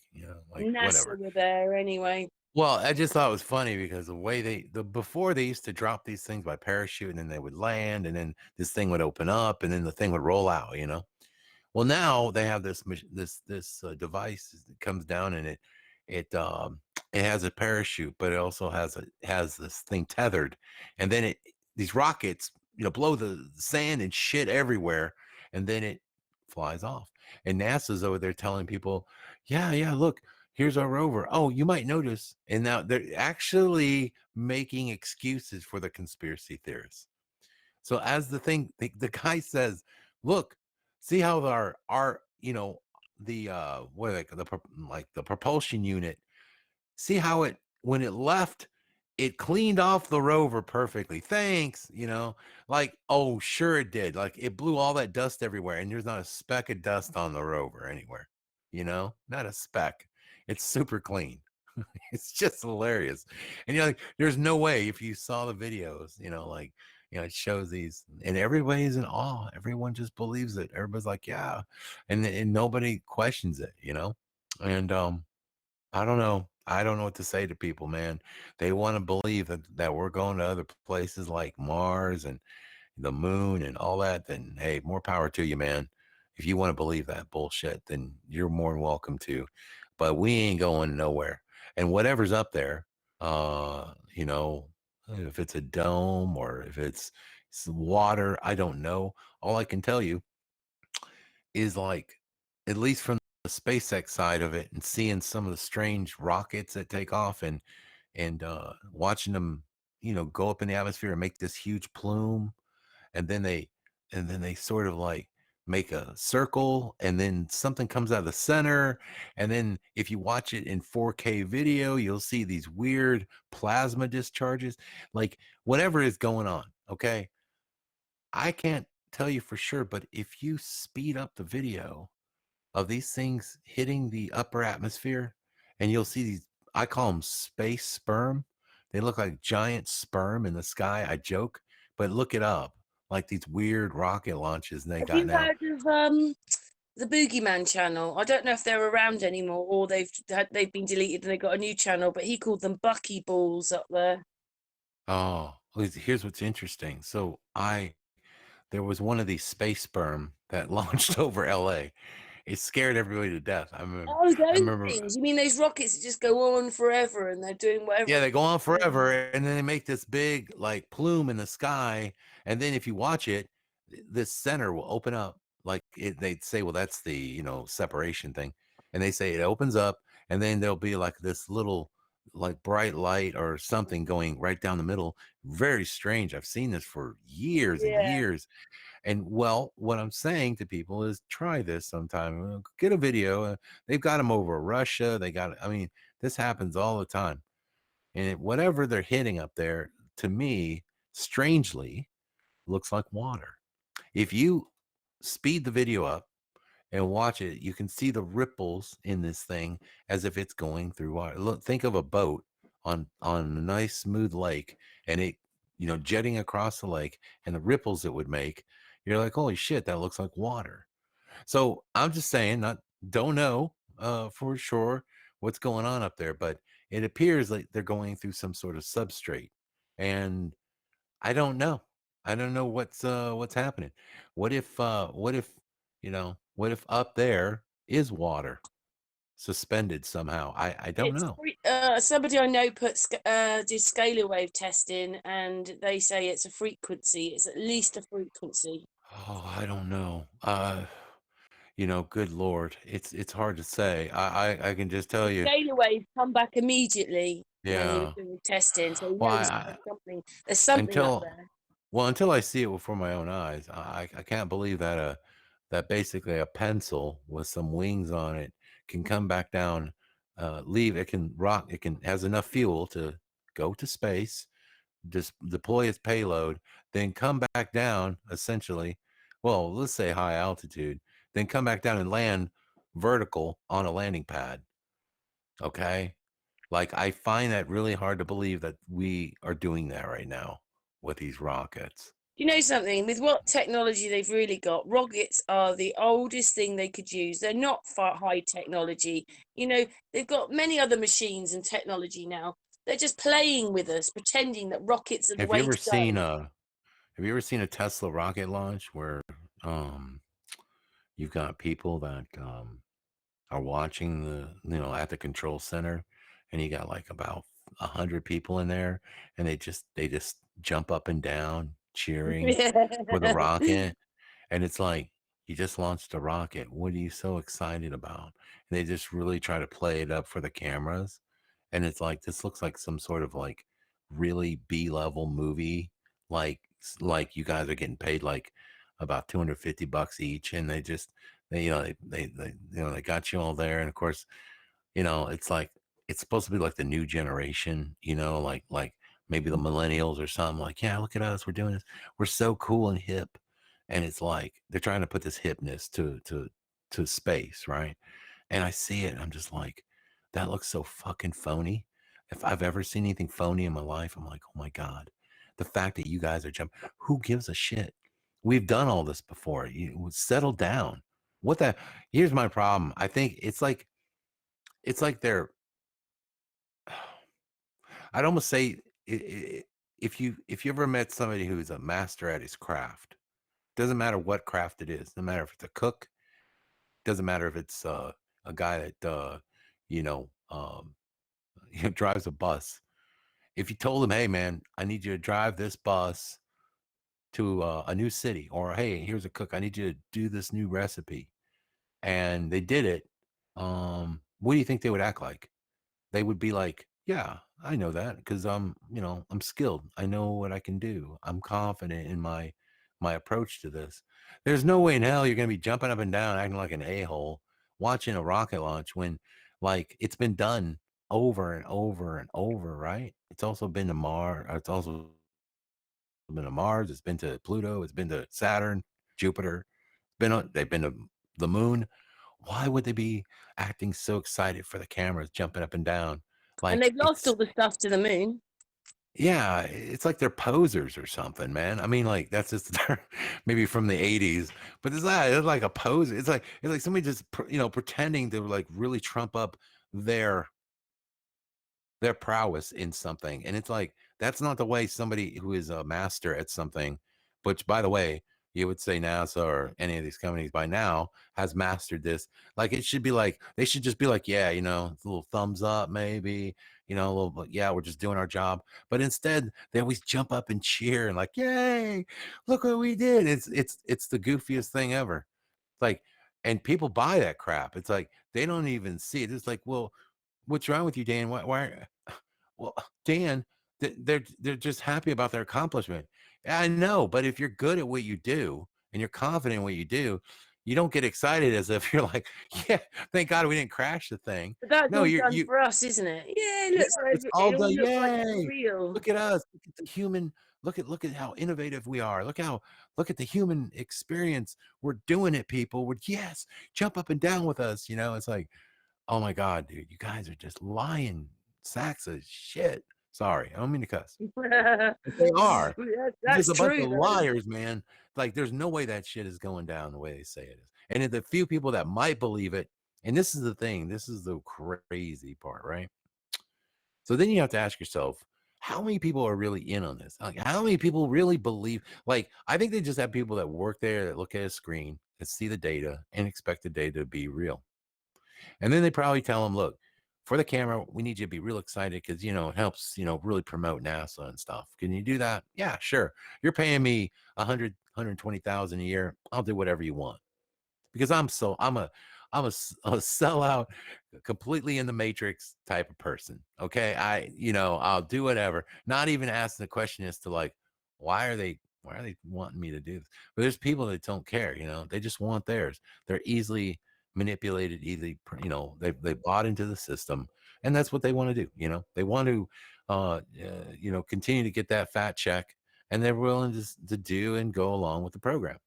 That's basically what it comes down to, you know. They're not willing to buck the system and ask questions like, why are they asking me to, act different on television? They don't care. That's not really what they're doing. So I think most people You know, it's don't like know. we're living in the Adjustment Bureau. That was a Oh film. my God. Oh, the Adjustment Bureau is I believe there's bits in truth in all this stuff. The Yeah, Adjustment Bureau is 100% um correct in a lot of ways. yeah. I don't know that they can move through doorways and, just to circumvent the city, like, and transverse the city that quickly. However, I do believe, if you look at the power structure, you look at the people that are involved in it, there definitely seems to be this existential force out there that is controlling humanity, Mm, that has, that where who they are. Like all the people we see, and we're always like, it's the Rothschilds, it's the Bilderbergers. You know what? They're the front men for the Illuminati. They're the front men for evil. The real people that are controlling things, you don't know them. You wouldn't you wouldn't even know them if you walked up to them. You're never gonna know who they are. It's like I think like I think another movie too is like John Wick. Did you ever see John Wick? not sure. I don't always Oh, remember. I don't always that's remember good. people's names. Keanu Reeves of all people, Mr. Right. Matrix, right? Mm, So he's an assassin for this really elite group of people, but he wants to get out. He wants to quit doing it. He has a unique set of skills, you know. It's kind of cheesy because every shot that he takes with his gun, he just he just shoots people in the head. I mean, it's he never misses. I guess he's whatever. He's been trained. Um, but nonetheless, he wants to get out, but he can't get out because things keep happening to him, and he's like forced to get revenge. And then the problem with revenge is, and people get pissed because you got revenge, and they want to get revenge on you. So you got to, you got part 1 through 4 now, I think. So it's just been one I'm going to get you back moment after another. But in the movie, he works with these really powerful people, and this one guy, he kind of commits the ultimate sin, which is killing somebody. Again, there's certain rules they go by, right? It's almost like a commandment sort of thing. And one of the rules is you cannot kill one of the members or part of the group when you're on certain property. It's like these safe zones where men can go in there and you can have a drink and talk to your enemy and try to work things out. Now, once you're off the property, you know, anything happens, anything goes. But he's so pissed off, he just walks in there and just blows the guy away. He's like, all right, that's it. I'm taking care of this guy. So then next scene you see where one of the main guys is like, we're coming after you in 72 hours or something like that. And so he's at a park and they meet in like a, pretty busy area where people are walking around. And then as he's talking to this guy, everyone stops in the park. Like hundreds of people stop and they look at him and they all stare at him at that moment.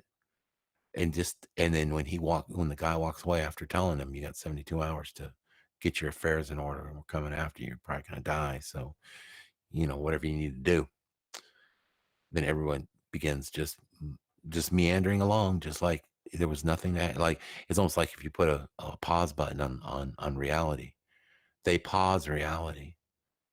And like, it's like, man, the fact that like you're dealing with something with that much control, like it's sort of, and I'm saying that could happen, but I think it's sort of a metaphor to the power that they have over us and most people. That one scene right there spoke volumes to me. I mean, the rest of the movie's cheap, and they pay in gold too. Like that's another interesting aspect is like every time they do their dealing, they don't use cash. No, they pay in gold coins.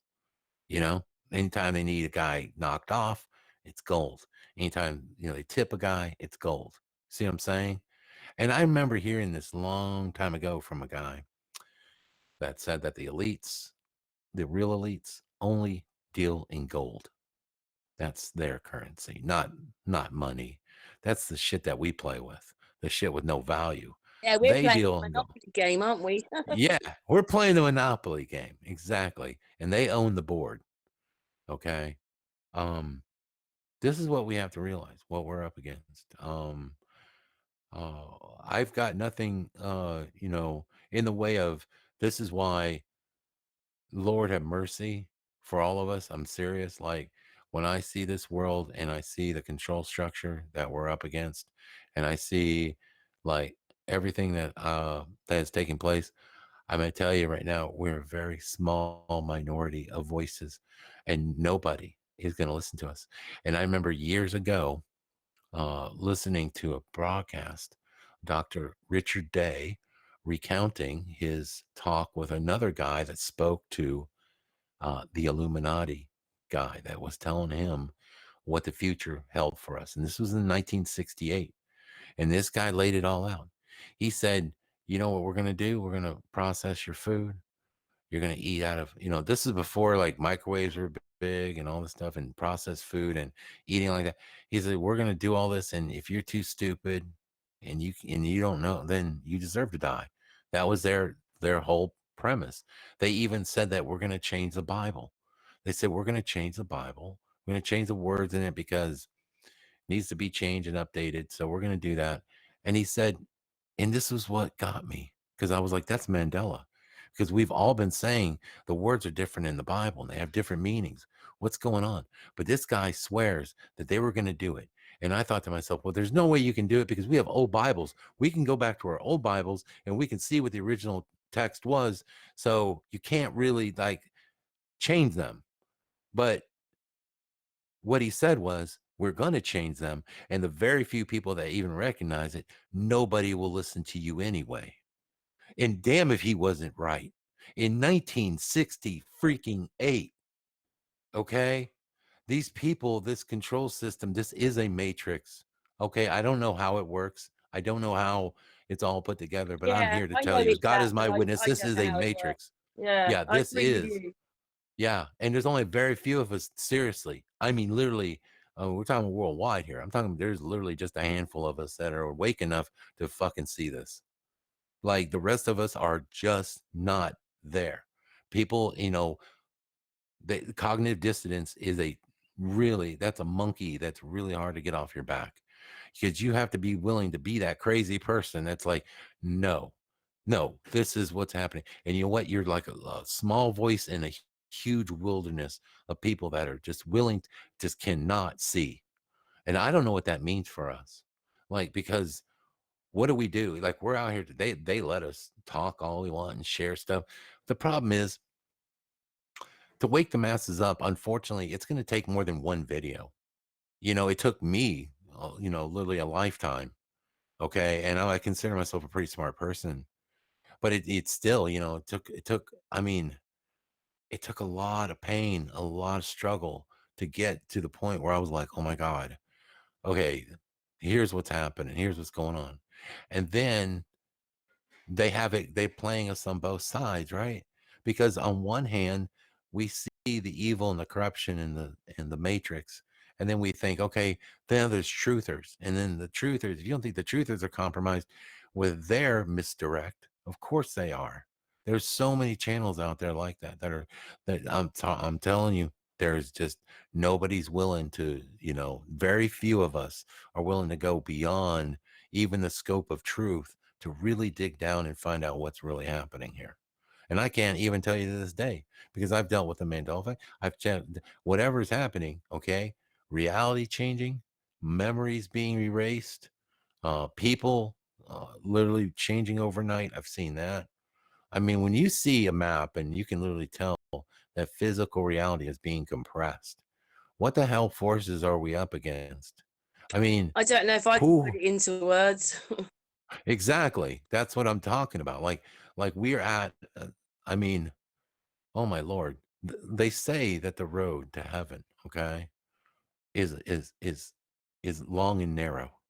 Basically, there's very few people, man, that have the intestinal fortitude to stay in this fight as long as we have. This has not been I've lost everything materially doing this. Everything. Lost my business. I lost my relationship.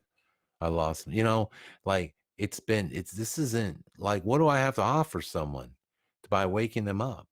Like, the way I see it is only a few people are going to understand in this lifetime what's really going on. And may God help us all, because I don't know. Like, there's so many people, like, I think we had a time maybe a few years ago, like when things were sort of ramping up and conspiracies and the ideas were out there in full force in YouTube. In fact, they used to complain, if you remember, they would say, "Oh my God, the conspiracy theorists are the most popular thing on YouTube." There was a time when people were waking up, but I remember this happened in right after 2001, and I remember looking at this is how I woke up, because I started noticing these strange patterns with people. And one of the patterns I noticed was that after 2001, we didn't have an economic downfall until 2008. So we had many years of prosperity, money and everything else. And everyone was buying houses and had cars and had money and had jobs. And we were just rocking right along, and the war was raging. And, yeah, so there was just a lot happening. It was a fervent pace in America. I remember this. But at the same time, we all had the stuff we want, right? We all have everything they tell us that makes us, happy in life. Oh, we have our mortgage and our car and our stuff, and we should be happy. But then why was it literally like one out of every three people I met was taking some sort of, Prozac or some sort of mood enhancer because of depression? What It's was it? You Scarab. know what that was? That was spiritual. And the thing is they gave us those drugs. Okay. They gave people those drugs to kill the spiritual awakening that was starting to happen in people. Yes. I put a video out on Sun and Moon about that. It's very sad actually, because this really lovely guy, Stan Smith, died. He was only 37. He just like turned off. He obviously had a headache, went to bed, he didn't wake up. But what it was is through talking about him, then a friend of his on his channel was this video. It says, all put back in the box. And no matter which way it happens, money goes back in the box, everything goes back in the box, including you at the end of the day. So you have to learn what's more important, because it all goes back in the box. Yeah, because you can't take it with you. No. But it's weird because the Egyptians thought you were coming back. That's kind of weird, isn't it? The Egyptians, they would bury you with all your possessions and stuff like that, so that, like, as if you were coming back. Isn't that weird? They would not to say that the pyramids were tombs. That's a bunch of BS. There's something else there, but they buried you, a lot of people, in their own tomb, Why away didn't they from. just tell us the truth? I mean, do you know what? I put a video out very Mhm. recently, yesterday, I think it was. And basically, I was out with my friend who's an archaeologist. And she basically said, well, yeah, this building was a pagan building before it was a church. It looks just like one of these old churches. And it Mm. made me realise, with what the Tsar of Russia was doing and everything, that they probably only brought churches in them sort of. That's why you can't find tombstones in them, because when you do in the 1800s, 1860, whatever it is, that's the reason that, because they were turned into churches then, but only then. They were pagan buildings like the Notre Dame, Westminster Abbey, all these big cathedrals. They were all pagan buildings.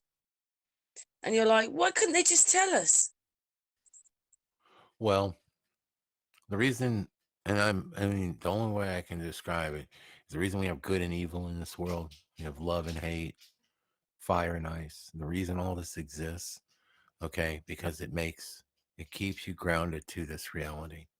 You know, I often think, and the reason I go back to the Bible is because there are quotes in the Bible that are so profound that really, like, mean a lot today.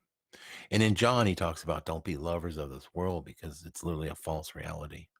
Okay. In the Bible, it states this. It's like, don't, this is the lie. Okay. This world is the lie. Do not be lovers of this world. And we often read these passages like, yeah, okay, yeah, don't love your, like, don't be materialistic. Well, No, but people do. People they hinge everything they are on their stuff that they own and things like that. And like it's just it's absolutely incredible how they've manipulated us into really falling for the material world lie. In fact, often I don't believe in, I don't think that Gaia and all these other things that are out there are talking true spirituality of the heart. I think that they talk a good game and it sounds really good to listen to sometime, but then they're always going to lean on the whole, the aliens are coming to save us, whatever stuff. It's like, okay, maybe. Okay. Like, but what are the aliens? Like, is that just another level of the deception? I mean, if you're, listen, if these things are so good, then explain anal probing. You know, I mean, why? I'm sorry. There's no reason to probe if you're here for a good We purpose. are That's an all I'm saying. experiment. Exactly. So, in these things, these aliens or whatever, we don't even know what they are. If they're actually, some sort of being that's in another dimension, that's actually, and is that what the whole CERN thing is? Are they opening up a doorway to a different dimension so these things can come in? Is this the abyss that was written in the Bible that they talked about? They're going to open up the abyss where these things are. Well, it certainly seems like it to me. You remember the movie Contact with Jodie Foster? I just watched that the other day. I was like, holy shit, yeah, look at that.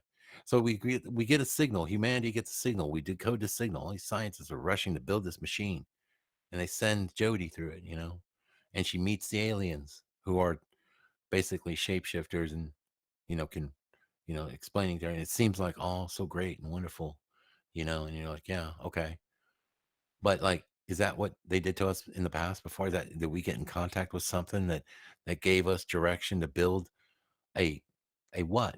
To spend billions of It almost dollars feels like building in a the film machine, The Time building a Machine. machine that does Remember what? The Time Machine? And you know that when they do the dong and all the people go off and then we go and get eaten. It's sort of something like that Well, with that's another thing too. Is like, what do you guys do? If CERN is an open source thing where everyone can benefit from like in humanity by its data, right? Because it's open source and we can all see what it's doing, and we all revel in the fact that we're learning more through science. Then why the hell do you want the Russians, Chinese, and other people? Why are they building their own machines then? If that's all it does is smash particles, get it? You know what I'm saying? Like, I'm sorry, but no company, nobody would do it if the information, if someone are like spent the money on it and is open sourcing it like CERN is supposedly. So what else is it doing? Why is Shiva statue out there? Why are you a god of destruction? Why are you just, is that part of the script? Are you just trying to make it ooga booga, scare everybody to death? Or is it, a little bit of predictive we programming? already know, don't we, that when we look at those Victorian pictures of the people with horses and carts, they don't fit into their surrounding. But listen, like, Those people did not make those buildings. So the whole thing is crazy, isn't it? It's just bananas. I don't like the fact we can't work it out. oh, well, then you look at some of the buildings that were literally standing there, beautiful, beautiful buildings, and supposedly they just tore them down. They just tear these buildings down, these massive structures made out of marble and beautiful buildings. Why would you tear them down? Like, what was the purpose of tearing down a building like that? I mean, some of these are just absolutely gorgeous. There was a building made out of completely iron and glass there, I think in France or England, and it just burned to the ground one day. How do you burn a building made out of iron and glass? You see what I'm saying? It's like those California fires. They're so strange. And the ones that happen in Australia. And it's like these fires burn so hot, yet they seem directed. And everybody's like, it's a direct energy weapon. Could be, but from what? From our government or from something else? Something the controllers or the whatever the hell, the archons or the you name them. Who are they? Who is really at the helm in this world? Who is really directing us and directing humanity? Like I said, I mean, in the last I can't believe it, but I would say almost in the last 10 years, we have just gotten more and more um, distant as far as our connection to each other. And then we have the global pandemic, and then we're supposed to stay away from each other. We're supposed to wear the mask. That mask is meant to take away any human emotion or any connection that you might have with somebody on a spiritual level. I'm telling you right now, that is a direct attack on spirituality. It's really weird, isn't it? Because you also said as well that Biden's that kind of person, very unemotional. Oh yeah, very, very, Weird. very. Yeah, yeah. There's so much going on in the world right now, and I feel like we're coming to a precipice where those that are. I mean, I'm sorry, but I pray like I get. I mean, I know it's gonna sound very religious or whatever, but I pray there is a rapture. I pray there is. I this is not the world that I remember. And it's literally daily transforming into something that I cannot stand. I cannot stomach where we're going. Okay, with all this with everything from social media to politics to this the way that people are treating each other now, this disgusting um you know um lockdown stuff that's going on with it sickens me. Okay, that I feel a lack of connection with everyone out there, and thank God I can still get out there and talk and share this information with the few thousand people and subscribers that I got remaining. Because I'm going to tell you, my channel looks good and all. It hasn't I've only been struck once, but it could come at any time. I mean, when they want to take you down, they'll take you down. They can go back and find something and just make it up as they go if they want to take me out. Just by the grace of God, I'm still here. And I tell you what, I know that when I go to sleep at night, I'm hoping that it's just like some sort of like this turns out to be just a bad dream one day. Like I wake up and I remember this world, but it sort of just fades away, like you were just experiencing something on the tune of a very vivid dream. You know what I'm talking about? A very vivid dream where you're in another world and you're experiencing things, and you wake up and you remember it, but it's just it fades away. And I think that's kind of how I see.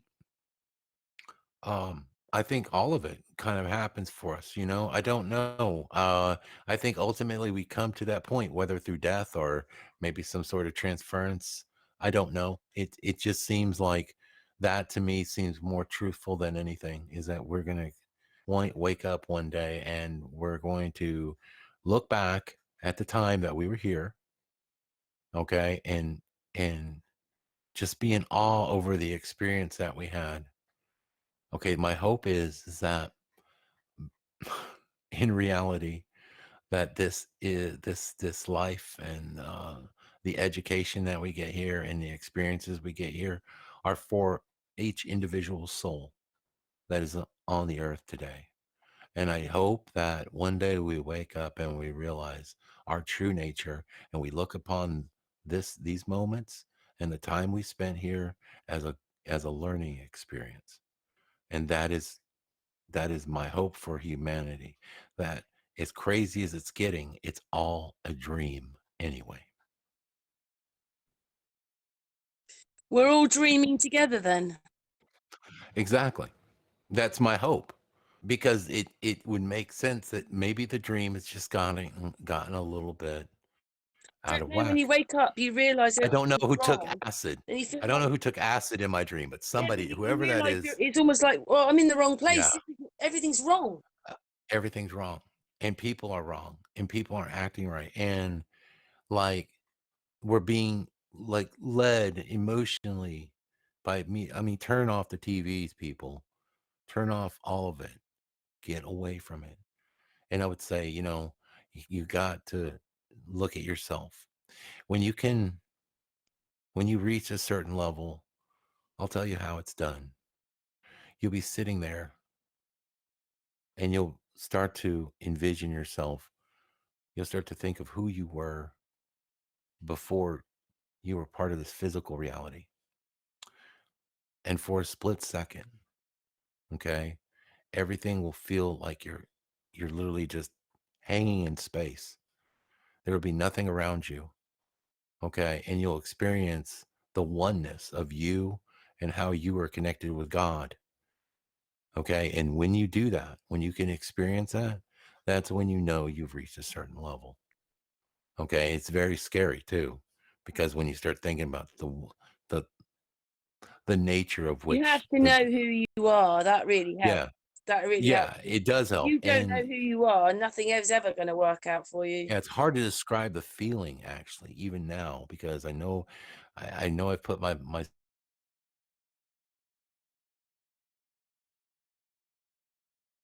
remove the physical nature of everything around me for a split second, and you just feel but you have to think of yourself as like who you're really connected. What were you before you were you?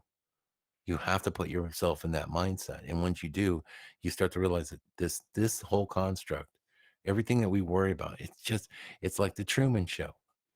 There's a construct that was created for you. You know, you're part of it. You and That's me and right. In the Truman Show as well. yeah, of course. Yeah. And there's people and there's and I think that they give us the fear and they give us the negative side because amongst the light, if it were just pure light, there would be void of the light. So you have to have the shadow as well to give things shape. It has to, that's part of life, unfortunately. And we, It's vibrations. sure, well, there's vibration, absolutely, but it depends on how you want to for a time period. People may want to choose to wear the black hat.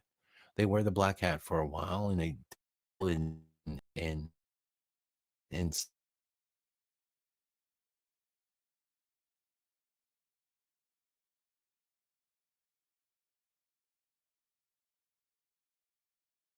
people poorly anymore. I want to be better. I want to reach out. And then those people tend to be some of the The best sad thing when it is, comes to yeah. Scarab, that's what people think the government are there for today, to do that very thing, and they're not doing it at all. The government is just here to rule over us and to create a system of fear so that we continue to the fear unfortunately pushes us back into the existence or the thought of making this life more what do I want to say? Making it more believable. Unfortunately, we need everything was perfect all the time for us. Unfortunately, we would just probably take advantage of the opportunities that we have, and we would become just we'd run around and we would never find a median point to life. I believe that unfortunately the darkness exists for the simple if we're talking about the game and we're talking about the deception and everything that plays out, I say the darkness exists because I think they put that out there because they want it's a way of sort of you know it's like hurting us in a certain sense, keeping us on a certain path in a certain direction. We don't want to go down that road because there's darkness over there, and that's probably not something I want to be a part of. We make those choices. Then some people might say, you know what, I kind of like the darkness. I want to look at that a little bit further. I want to peer into it. And as they say, the longer you stare into the darkness, there's a good chance that something will stare at you back. And when that does, well, then that probably pushes you back toward the light. So that's what I'm saying is it's sort of a give and take effect through life. We all go through these ups and downs in the roller coaster. And it's just all a part about, it's all about being a part of this existence. And that's what gives this existence, that's what makes it feel so real. You know, the negative sides too, unfortunately. But that's what happens. And then so when you become a more enlightened person, you start to realize it, well, of course you're going to focus more on the light. You want to vibrate more positively. And that's what this is all about. increasing your spiritual development. And I believe that this is what, for a lot of people, this is what it is. And so I tell people all the time, those people that experience the Mandela effect and experience all these strange things and supernatural and paranormal and whatever, you know, those things are happening sometimes to all of us. I think as a way of helping us understand that reality is malleable and it can change, in a blink of an eye. And people ask me, well, Dan, don't you want to wake the others up? Don't you want them? It's like, I would love to wake the others up. Okay. I would love to just put my message out there and everyone just understand what I'm saying. But I believe that there's a lot of people that even if they listen to this message, they would be offended by it or turned off by it, or they would, not understand it and they would just look away. And there's certain people that are on different paths spiritually. That's just the way it is. I think that there's That's the new sad souls bit and for old those souls. that have woken up and those that are empaths. We all want everybody to come with us, but Sure, we they're do. not going. They're not going to, and we can't wake everyone up. My own No, family treat me horribly because I bet they they do. think I'm the sick one, I and know. actually it's them who aren't awake enough. Oh, I know. I know. And they're not And then willing they to put all that just. like you said, that narcissistic stuff all over you. And then, you know, to me, I really realised what that word was with my last boyfriend. But Hmm. my mum and dad are it. Some of my kids are it. It's I my know. friends. Anyway, yeah. It's a very hard thing, right? And that's what I'm telling you. It's like when I tell people about waking others up, I'm like, you'll know who wants to be woken because you can get around a person who you can sense that they're the same cut of the same spiritual cloth. You'll sense that. Okay. And you'll know just by the reaction to what you're saying that their spirit just begins to light up and you can feel it. And when you feel that, then you know that Yeah, you've I think created a bond. your own electromagnetic field tells you. You know it. Yes. 100%. That is absolutely true. And I've met people like that, and it's an amazing experience when you really meet someone who's awake and alive, and is like if it be a vibrational thing, or I don't know how to describe it. You can sense it, and I've been around, and then you're around other people, that they're just they couldn't handle it. Your worldview on things and the way you see things and the way we approach it, it's just not in their nomenclature at all. They can't um they can't get over or see what you see. It's just the way it is. And I thought forever that I could call my family and share with them the memories that I had of a past world in the Mandela effect. And I thought, I'm going to wake everyone up. And I'm going to call. And I found more and more and more. Most people didn't even care. They were Mandela affected, but it didn't even bother them that their memories had been Yeah, changed. that's exactly They, what they wanted, though, isn't it? Because now they've got a whole set of people who don't care. so what's funny about it is they'll sit back in their nice homes or, looking at their bank accounts and they'll think, I'm somebody and I made it. And, I'm glad I'm not, maybe they think this. Maybe they're like, I'm glad I'm not Dan. I'm glad I'm not, you know, thinking on that level because, look at his world falling apart. It's funny. A lot of people think that when your world falls apart, that's just that's you as a failure because he may not own much or he may not have the things that other people have because he hasn't gone out there and worked enough or he didn't invest enough or he didn't sell. And it's like at the end of the day, okay, when that day comes and we're all at that moment where we're going to leave here, okay, we're all leaving, all right, that moment, what does it matter? What does it really matter? It doesn't matter one bit, does it? I mean, you can leave back. You will leave. What's your legacy? What? A brick house that can be blown over by any storm? I mean, there's Yeah. nothing that you've got that can't be taken away. And it's funny because people think, I own this, I own that. No, you don't. You think you own your house? Well, stop paying the taxes. See what happens to your house. Stop paying the registration on your car. See what happens to your car. It'll come towed away. You don't own anything. Like, even the littlest thing that you think you mean you might own a few things you can pick up, but as far as like bigger things and stuff like that, the government always has something over you that it can get it from you whenever they want it. They can now get it by, by saying that, oh, we need to build a road here. So we gotta take your house. And we'll give you money for it, but we're taking it. You don't own that.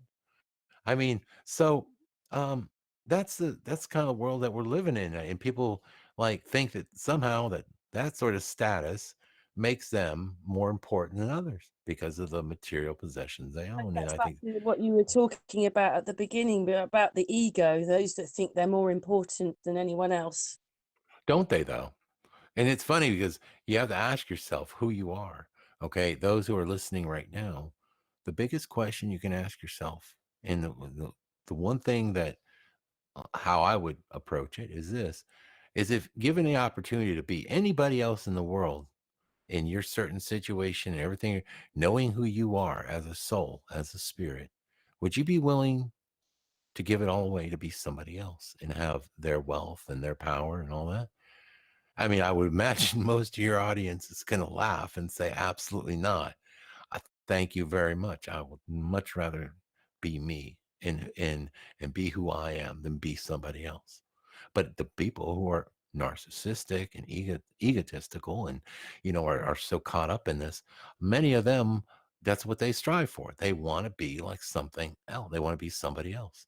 They want to attain the riches and the fame and all that stuff of the worldly construct.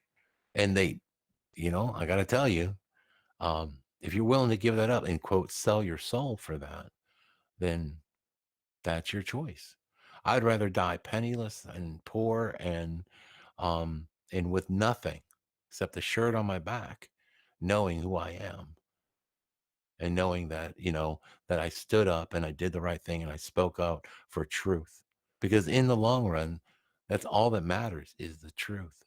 When it comes down to that final moment where you're here and, and then you're not, okay, the moment of death, what do you think matters most? The stuff that you attained or the truth that's in your heart? And that would be the message I would have for people is stay You know with what, I think it's actually from a film. It was actually Demi Moore and Gary Oldman in The Scarlet Letter. But at the very end, the daughter says, um, basically, the love that's in my parents is in my children and in my children and in my children's children. It goes like that. right. Yeah. So that's what you can pass on Yeah. somehow. You can pass on the knowledge. Knowledge is more important to pass on than the material, in my opinion. And I just think that, in this world and this in the just the nature of how people react to things here and what they put more value on. It's kind of sad that we're here in this moment. But I do believe that I don't think that this world can exist or continue on the way it's going. Humanity cannot thrive in this system of being shut out spiritually and emotionally the way it's being done right now. And the separation between people and everything that we see is like, I pray, I pray that God intervenes because we do need help, and I think that I don't think there's enough of us to really see the bigger problem. I think there's enough of us to create a problem with chaos and that people would buy into that chaos. And they always say that Do novus you order. think we've ever had any peace and harmony and wonderfulness, or do you think we've never ever been there? We've always There's always talking about wars in No. the past. There's always a Well, I war. mean, it's always been there. I mean, the only, like, I think that this fallen world, okay, the connection, it's always described as like the broken pillar in masonry. Like that was the pillar to God, and it got broken, right? And it got severed. And so we are the fallen world. We are, Um, we're not a spirit quite. We're not in the abyss, and we're not in heaven. We're in the middle, and this is the battle between light and dark, and this is what we fight constantly. And so, I think at one time there probably was peace here, but somewhere down the line, um, I don't know when it happened or how exactly happened. I mean, the Bible states it was the fall of man, and the quest for knowledge and understanding the metaphor of the garden, where it speaks of Eve and all this stuff. But a lot of people say, oh, they're putting that on women, and it's like, well, not really. I mean, it was both of them. But at the same time, what I'm trying to say, it's a metaphor. It's a metaphor for men's quest for the higher understanding and knowledge, but it led them down a darker road, led them down a path, and we were deceived. Okay, we were deceived, and then of course there was the separation, the broken pillar and the separation, God, and bringing forth the flood. Because if you understand the story of the Bible, it makes perfect sense. And they also say that, there's nothing new under the sun. So that would state that everything we see today has happened before. There's been a cycle. Mankind thrives. There's a moment of its inception. It thrives, and then it's renewed again, and then it has a chance to grow again. And like the cycles continue to happen over and over. And I kind of think, it's not really stated, but I kind of think that, that we don't, it's not just one incarnation that we experience life here.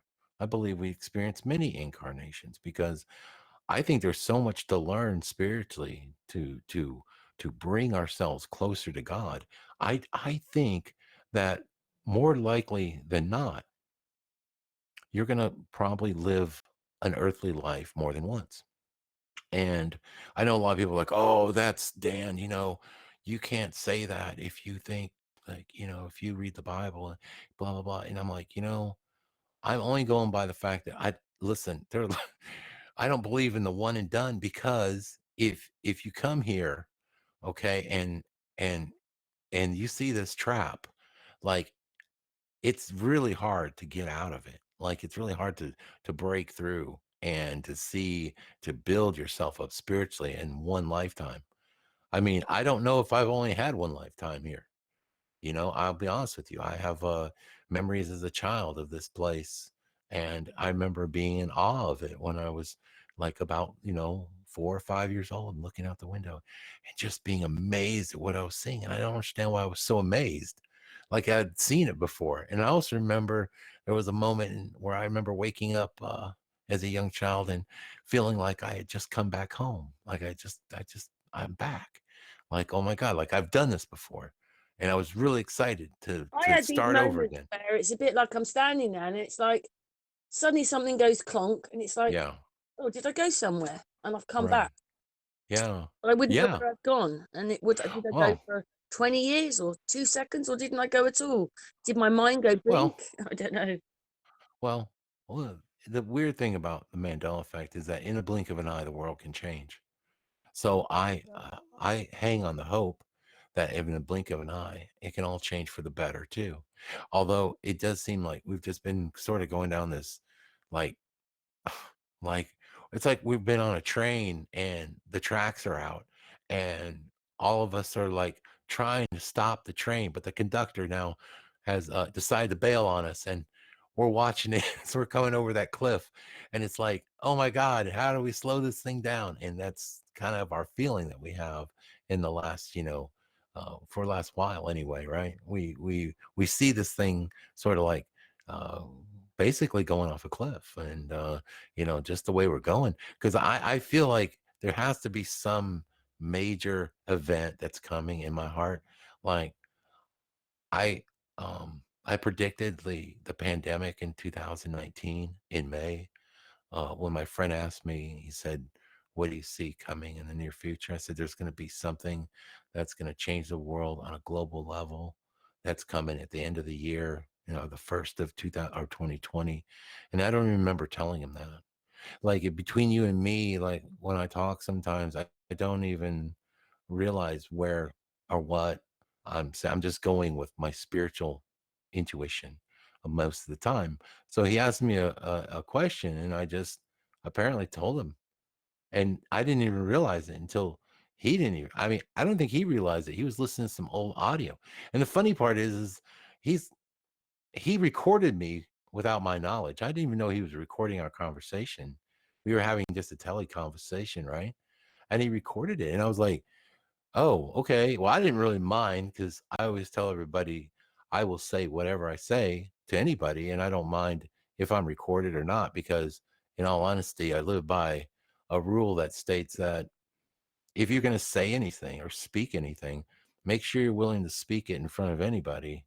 You know what I mean? Like, so what I'm trying to say is I don't hide anything. I'm always like open to what my thought process Yeah. is, and I just try to live by that because I think it's an honest approach to life. But apparently I did say that there would be a major event and it would change the world that was coming. I didn't tell him what it was. I just said that there's an event. There's something about to happen. And it did. Okay. And so I was like, wow, that's kind of weird, a little prophetic there. I was like, okay, well, that's interesting. I was like, okay, whatever. So I've always had these Hey, like Scarab. thoughts. Scarab, Yeah. the moment I saw it, I did the same. Did you really? I was a bit later on, but once I saw it, I said, Mm-hmm. everybody, what's this? Mm.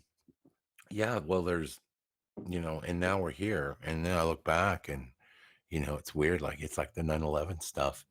Prior to 9/11, you could see the predictive programming of the towers being hit in cartoons, in popular TV shows, mentioning this and that. Of course, you know about the connection with the Back to the Future, with Not Marty and just the. that, it did a film where this plane Oh, hit the Twin Towers.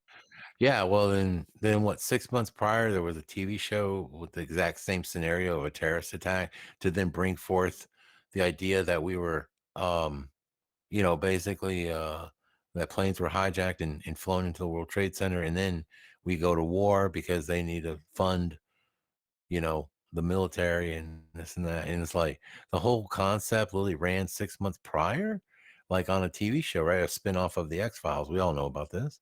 But when you go back and you look at like the pandemic stuff, well, that was also mentioned. It's been mentioned in cartoons, and Fauci even said that the pandemic was coming in It's in 2017. many films as well.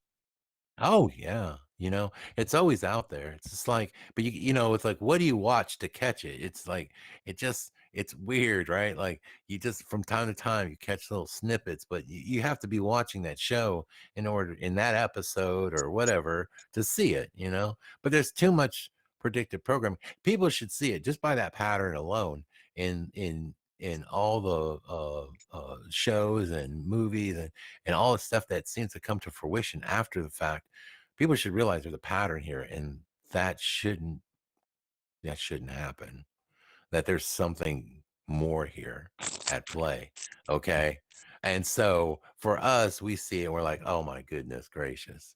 Are you kidding me? Because The we're empaths. Simpsons. We're empaths and things like that. Maybe they're doing it through Yeah, but people frequency. don't go that far. See, what they do is they see it and they go, "Well, that's strange," and that's as far as Maybe they they're go doing with it it. through They're, frequencies. well, I don't know. I All I can tell you is that there does seem it's almost like we're getting trolled in a way. It's like they troll us and they just tell us like, look, here's what's going to happen, just so and whether it's putting it out in the psyche or frequency or whatever, just to maybe get us prepared for the event. I felt like the 9/11 thing was sort of like there to shock us but not wake us. Like for many of us it was meant to do that. It was meant to shock, but not really meant to knock you off kilter completely. For me, it knocked me off kilter because I felt the impact from it emotionally and spiritually that day. Like it was so heavy, the spiritual like aspects of 9/11. It was very, very, and that's what woke me up eventually. That's what knocked me. It knocked me. They went too far. Well, a lot of us, That's what happened for me. Nine yeah, 11 was where it started for me, really. yeah, me And it too. started this day when I suddenly saw down the bottom it said, NASA, I'm sorry, it said 9/11 hoax. And I thought, what? And Hmm. yeah. Yeah, yeah. 9/11 was a big one. I mean, I wouldn't say that I woke up immediately, but like I felt it, right? I felt a spiritual, like, like a, what do they want to say? Like a, oh, what's the terminology that's used? A, disturbance in the force, and I felt that. And I was like, okay, I didn't quite understand it, but I just knew that whatever happened, what I witnessed on television, I went home that day at lunch and I watched the tower fall. And I remember something made me think, like, there's something odd about all this. Why? And it didn't really dawn on me until 2003. And I, uh, I noticed at that point, like, oh my God, okay, this is when, things really started to change for me. And I'm telling you, the depression I went through, oh, it was awful. I went to the doctor. I remember going, what is wrong with me? Why do I feel this way? I just felt like so, like it was so spiritually heavy to me. And I just wanted it to end. I just wanted to feel happy and I couldn't. And I understand why people were getting on those drugs because, you know, I mean, if I'm feeling it like the degree I was, I imagine other people, and at least I was willing to kind of see. The problem with me is that whenever something like that happens to me, I don't turn away from it and just go, no, I got to go back to, keep my nose to the grindstone and just work, work, work, and just it'll all go away. See, for me, when that happens, I feel like that is something that's a trigger, and I've got to like then I have to search it out. I have to study it. I have to wonder why I am experiencing this, what is causing this angst and this anxiety that I'm dealing with. And so I went through this, the research and the awakening process. Very difficult thing. And the more I looked into things, the more I found weirder and weirder stuff. And I was just like, the next thing that blew me away was like Bohemian Grove. I'm like, why the hell are there a bunch of people in suits and these elites and these dudes meeting out in the redwood forest of California, burning it out? Like, what the hell is that all about? like it was like tons of stuff. And then I realized that, okay, okay, this is whatever it is, it's something they do and it's part of their ritualistic stuff. But, ultimately, what does it mean? I think that they give you certain things like Alex Jones, and, he cracked the case on it. He went in there and I started thinking about that. I was like, well, wait a minute. These are like the elites, they got bodyguards and security and they're not just gonna let some guy from Texas walk in there with and just stroll around. There's no way that happened like that. Okay. And then he just, he just he was there because people knew about it and they need to get it out there and explain it to everybody. And they had Alex put his little ooga booga on it as a way of propping him up as the guy who broke the case on Bohemian Grove. And if you really think that some Yahoo could just walk into that place with all those elites there and rich people, like, who's to say he wouldn't walk in there with a gun and kill them all or something? You know what I'm saying? Like you're saying security was that laxed? Wake up. There's no way. Okay, so that dude's been like that. That was just one aspect of that, and I realized that there's going to be a little bit of a give and take with this What do you information, feel is and you going got to to look happen at then? who's giving it to you and how you're taking it. What's that? What do you feel is going to happen then? Mm, you mean as far as our future goes? Yeah. Yeah. Well, I kind of stated it earlier. I feel like my issue is this, is that the way they have us controlled right now and so willing to conform, thanks to what I saw with people not pushing back against the idea that viruses can somehow, uh, you can protect yourself with just a piece of cloth over your face, that somehow that's going to stop a pandemic, a true pandemic, and stop you from getting sick and all the silliness. And the fact that everyone's willing to go along with that. And then now we're turning on one another from the people that don't want to wear a mask and people who do, and then vaxxers and anti-vaxxers. And again, it's the same old rigmarole of push and pull, right? And separation. And never in my life have I seen this separation. I've never seen everyone divided by politics, social media, um, your stance on, like I said, vaccines, or whether you should wear a mask, or the idea that any of this is even real. Like, so you have all these also, and let's not forget the racial stuff. You got that too. So they got like this hodgepodge of anything you want to keep us all separated and divided. And the only place that we can go to this, in my opinion, is when you read the text. Okay, when you start looking at the separation of the wheat and tares, and you start to say to yourself, what does that really mean? That there's a point, we go through a period of time, and then there's a separation of wheat and tares. Okay, there's a harvest, so to speak. And this is where, in my opinion, this is what I see happening. And I know a lot people out there, whatever, you don't, you know, you may not trust the Bible, you may not read the They Bible, do seem to be no. running it from like via the Bible, don't they? It's very close, like Well, their stories and stuff. can we continue on like this? Oh, you have to ask your question, the main question. Can we continue? And the only thing I can tell you is that I've been reading the Bible off and on my whole life. And I know a little bit about scripture, a little bit, enough to be dangerous, I guess. But I can tell you about the wheat and the tares. And one of the Mandela effects is the Volkswagen logo. Remember the Volkswagen logo? Mandela effect? Yeah, yeah. I think you said this on our last hangout, but tell it again. Hmm. Carry on. Well, one day, it was one of those things that came to me. Somebody was like, oh, they were talking it up in the chat room about the Volkswagen logo, and nobody knows what it means. And yeah, I just instinctually said, it's the separation of wheat and tares. Like, what? I didn't even know what I was saying. Like, I just typed that back out, and then I went and looked it up.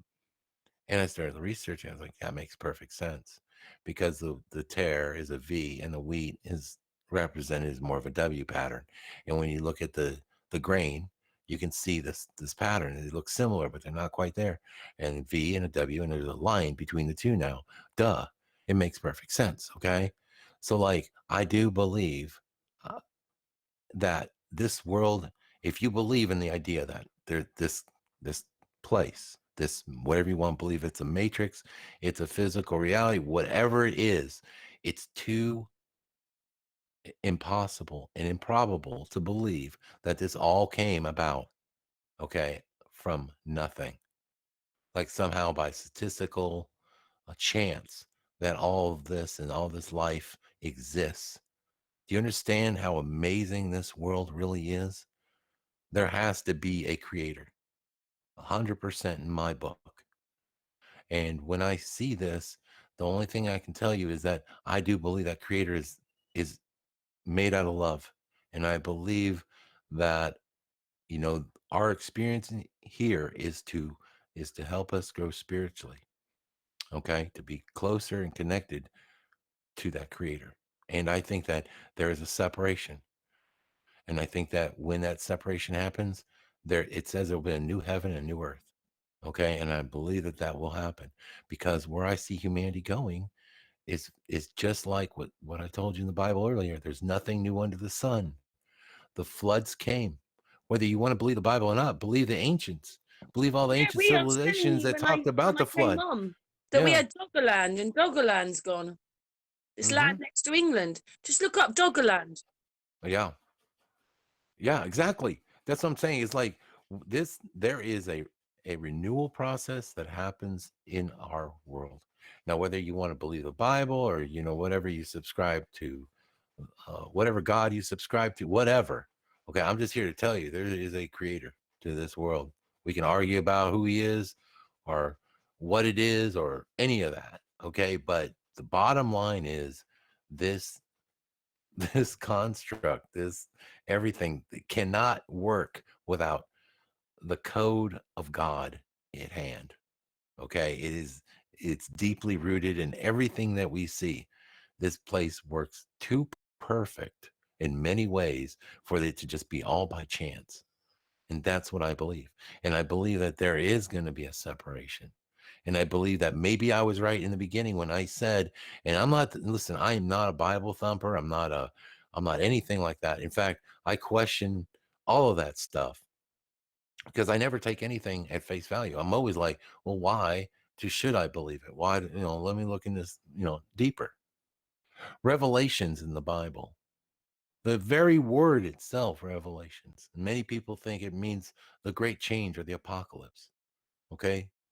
It's because it's the revealing of what which was once hidden. But the very word in the Bible has changed. Okay. It now says Revel. If you look up the definition of Revel, it's changed. Revel is a party. Revel is to celebrate. So I believe that we're coming to a great celebration because if it was the revealing, we would actually be seeing a word that says Revel, to reveal. You understand what I'm saying? The revelations. And I found plenty of evidence that it used to say revelation. Okay, the word in its context makes no sense at all. How has revelations in the Bible ever been considered a party or a celebration? Get ready because the party and the celebration is coming. And I said 5 years ago that I believe that this whole thing is part of, like, we're moving through. And like I said, I don't know if it happens exactly. I'm not trying to say that everything in the Bible is 100% exact because I have a lot of questions. But it does say that there is a tribulation time of great trouble. A time of Jacob's trouble is also mentioned in the Bible. Daniel even talked about the merging of the iron and the clay in this time period. Okay, and so what I'm trying to tell you is that what I can see happening in the not so distant future is we do not know the day nor the time, but we will know the season. And I'm telling you right now, we are in the season of the harvest of the great change that's happening. They call it the global reset or or the there's all kinds of terms people use, but I believe that's going to happen because I really don't believe what I'm seeing right now with them pushing out humanity, which I believe we're God's creation. So if you're trying to push us out and make the way for, have you seen the robots they're building? Have you seen the things that are coming down the pike? Yeah, I mean, yeah, I've I mean, seen a bit of that. the Boston Dynamics stuff is scary. If anybody should be, you know what? I think Black Mirror is a documentary. I don't think that's fiction. I think Black Mirror is telling us exactly the world that's probably coming if we don't, you know, if something doesn't supersede what's going to happen. I really do. I think that's going to, that's, and who's to say that we don't even descend to a darker period, before it gets better. But this cycle that we're a part of, this is a cycle, and this is the ending of that cycle, and we're a part of it right now, and there will be a renewing. And I believe that in the long run, those who have witnessed, who have bared witness to all this, okay, will eventually see the light of God. I just believe this. And I believe that the other, and who knows, maybe it's a separation, a new heaven, new earth. And then, hey, if I woke up in this world with the Mandela effect, I can go to sleep, in my opinion, and wake up in a better place. And I think that's going to eventually happen. I have a distinct belief, just a belief. I'm not saying this is truth, but I have a distinct belief that in a blink of an eye, this world will change for everyone, at least those who are awake. And when you see it, you're going to be so, like, exhilarated. You're going to be like, oh my God, I can't believe that we went through all that and now we're here. And it's going to be like a celebration. That's my belief, because I've seen the world change in a blink of an eye, and I've seen it change um, horrendously bad for the last 5 years, just For getting those of worse us and who worse. are awake, it would be absolutely amazing if they did. The news I would say to you is good. The news I have for you is good news because this is all part. This is a weeding out process. Okay, those who have chosen to stay awake, to stay on the path, okay, to stay righteous, okay, those are the people who will see the kingdom of heaven. All right. Those people who, who are not ready yet, okay, it's a harvest, right? We're The way I see it is like a vibrational thing. If you vibrate at a higher level, God wants you. God wants you back. God wants you closer to Him. It's sort of like, imagine you're looking at a bunch of grapes and you see the grapes that are like ripe and juicy, and and then amongst the grapes there's bad grapes. You're not going to eat them, you're not going to want them. You're just gonna, or maybe they're not. Let's not use bad, let's just use they're not ready yet. That's even a better analogy. You have some grapes that are perfect, and you have some amongst them that need to stay and ripen longer. That's kind of what I see happening, as far as a harvest goes, as far as picking the people, the well, picking the souls that need to be closer to God. That's how I see it. And the ones that are uh, still left behind, okay, need to ripen some more. Okay. And I don't know what happens to the world once there is a separation, but I believe there will be. It's funny. I'm not the first person to say that either. I'd have to give credit to like Dolores Cannon. You know, she was the one that talked about that way before I did. I didn't even know who Dolores Cannon was until the Mandela Effect. And then I read up on Dolores Cannon. And I'll tell you what, that woman says some pretty profound things sometimes. I'm like, wow, blew me away, especially about the Mandela Effect and about the things that were coming prior to it. She hit it spot on. So she also talked about this great separation happening too. And like, I don't know, take it how you want to take it.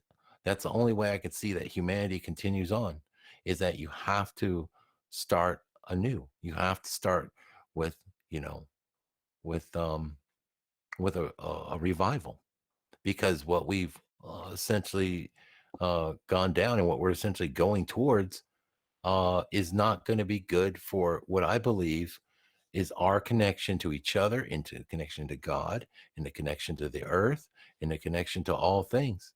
I think that I think it's a false premise that they're leading us down. And I think there's a lot of people that think, oh yeah, it's all gonna be fine. No, it's not. We have separated ourselves too long.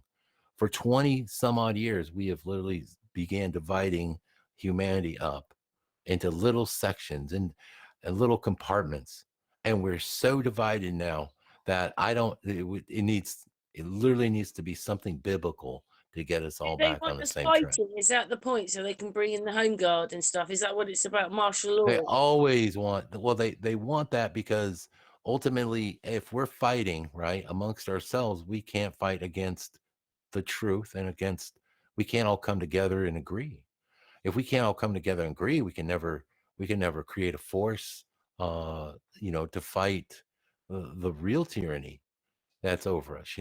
I mean, we might all agree, like, like on some things, but like I said, the problem is that right now I've never seen the world so divided, politically. Why do you think that our politics, our divisive politics, are pumped into every television station around the globe? Our celestial disc, for you flat earthers, right? Why do you think they do that? They put our drama into your televisions. What for? Not for, you know what I'm saying? Because it literally, the idea that you support one side or the other is so powerful in America that they're using it to drive everyone apart around the world. You either for Trump or against Trump. You either love Biden or you don't. You know, that's why you see so much of our nonsense on your televisions. Not to mention, why is it that just a very small portion of the population seems to have a voice in this world, where the majority doesn't rule here?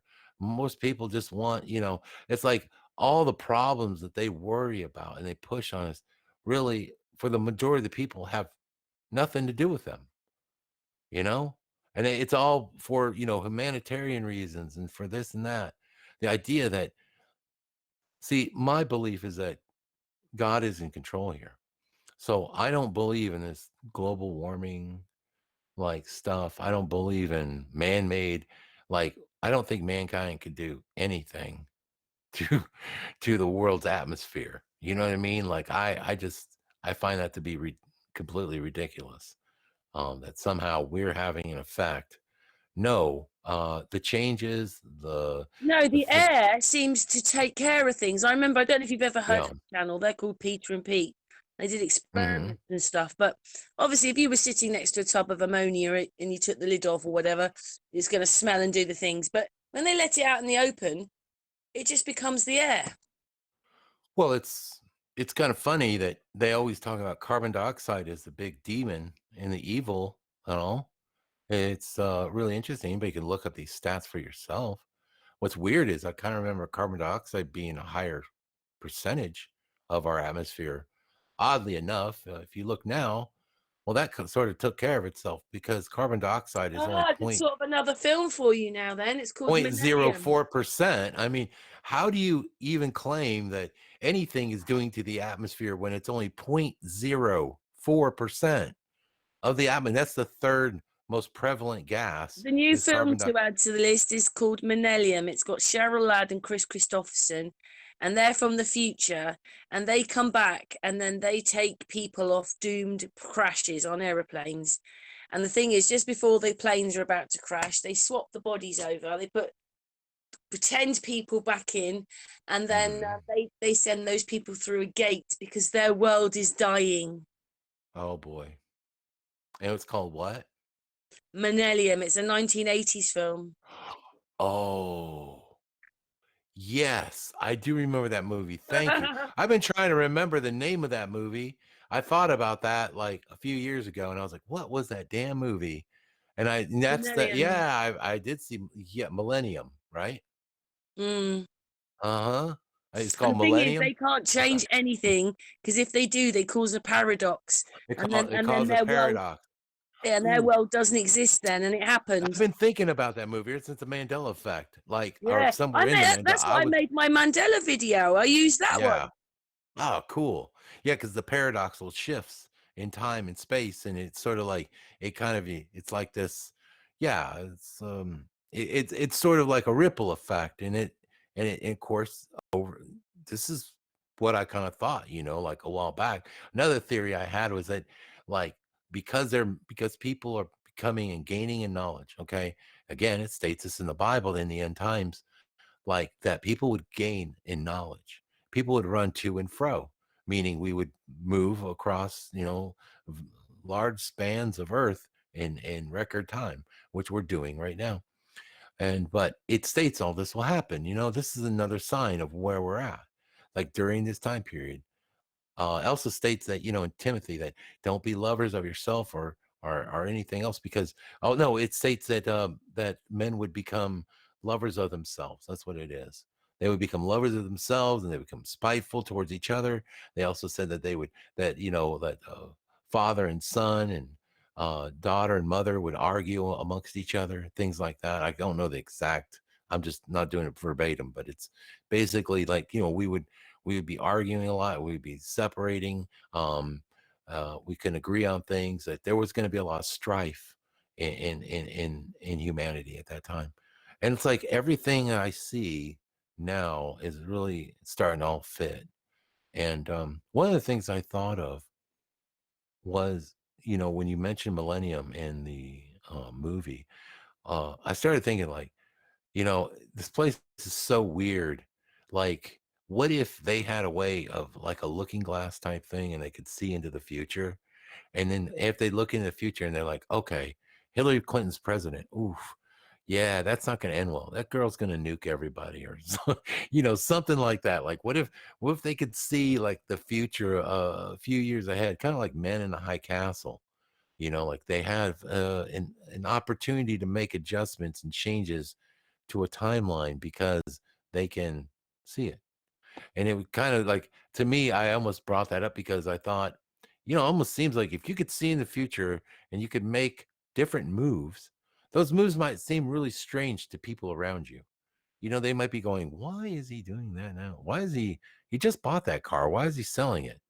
like, but because you could see in the future, like, hey, if I'm driving this particular car on this day, this engine's going to explode, and then I'm going to end up, crashing and dying, or so, like, whatever. I'm just saying something catastrophic could happen, like you could make all these moves, and it's like this is our world today, and like these are the things that we see, and like all these people doing all this nutty stuff, and in our government and things like that, and it's almost like, are y'all like trying to change the direction of humanity because you think you're getting information about something that, and you're looking through, like, what I call, the looking glass. You've heard that term before. Are you looking at something? Are you seeing the future? Are Yeah, you yeah, predicting heard the that future? before. And this is why you had Hillary first, that was going to be elected, and you're like, nope, we'll just change gears and put Trump in there because that's not going to work. And then you're like, ooh, we can't keep Trump because, yeah, we need to put somebody, let's get Biden in there. And it's like it almost seems it's that nutty, like they're the way they move around, and make these decisions. So I don't know if it's true. I'm just saying it's like a theory that I had. Like, what if they could see into the future? What would you do to change it? And it almost seems like you might do a lot of weird things that people would wonder about. So, I don't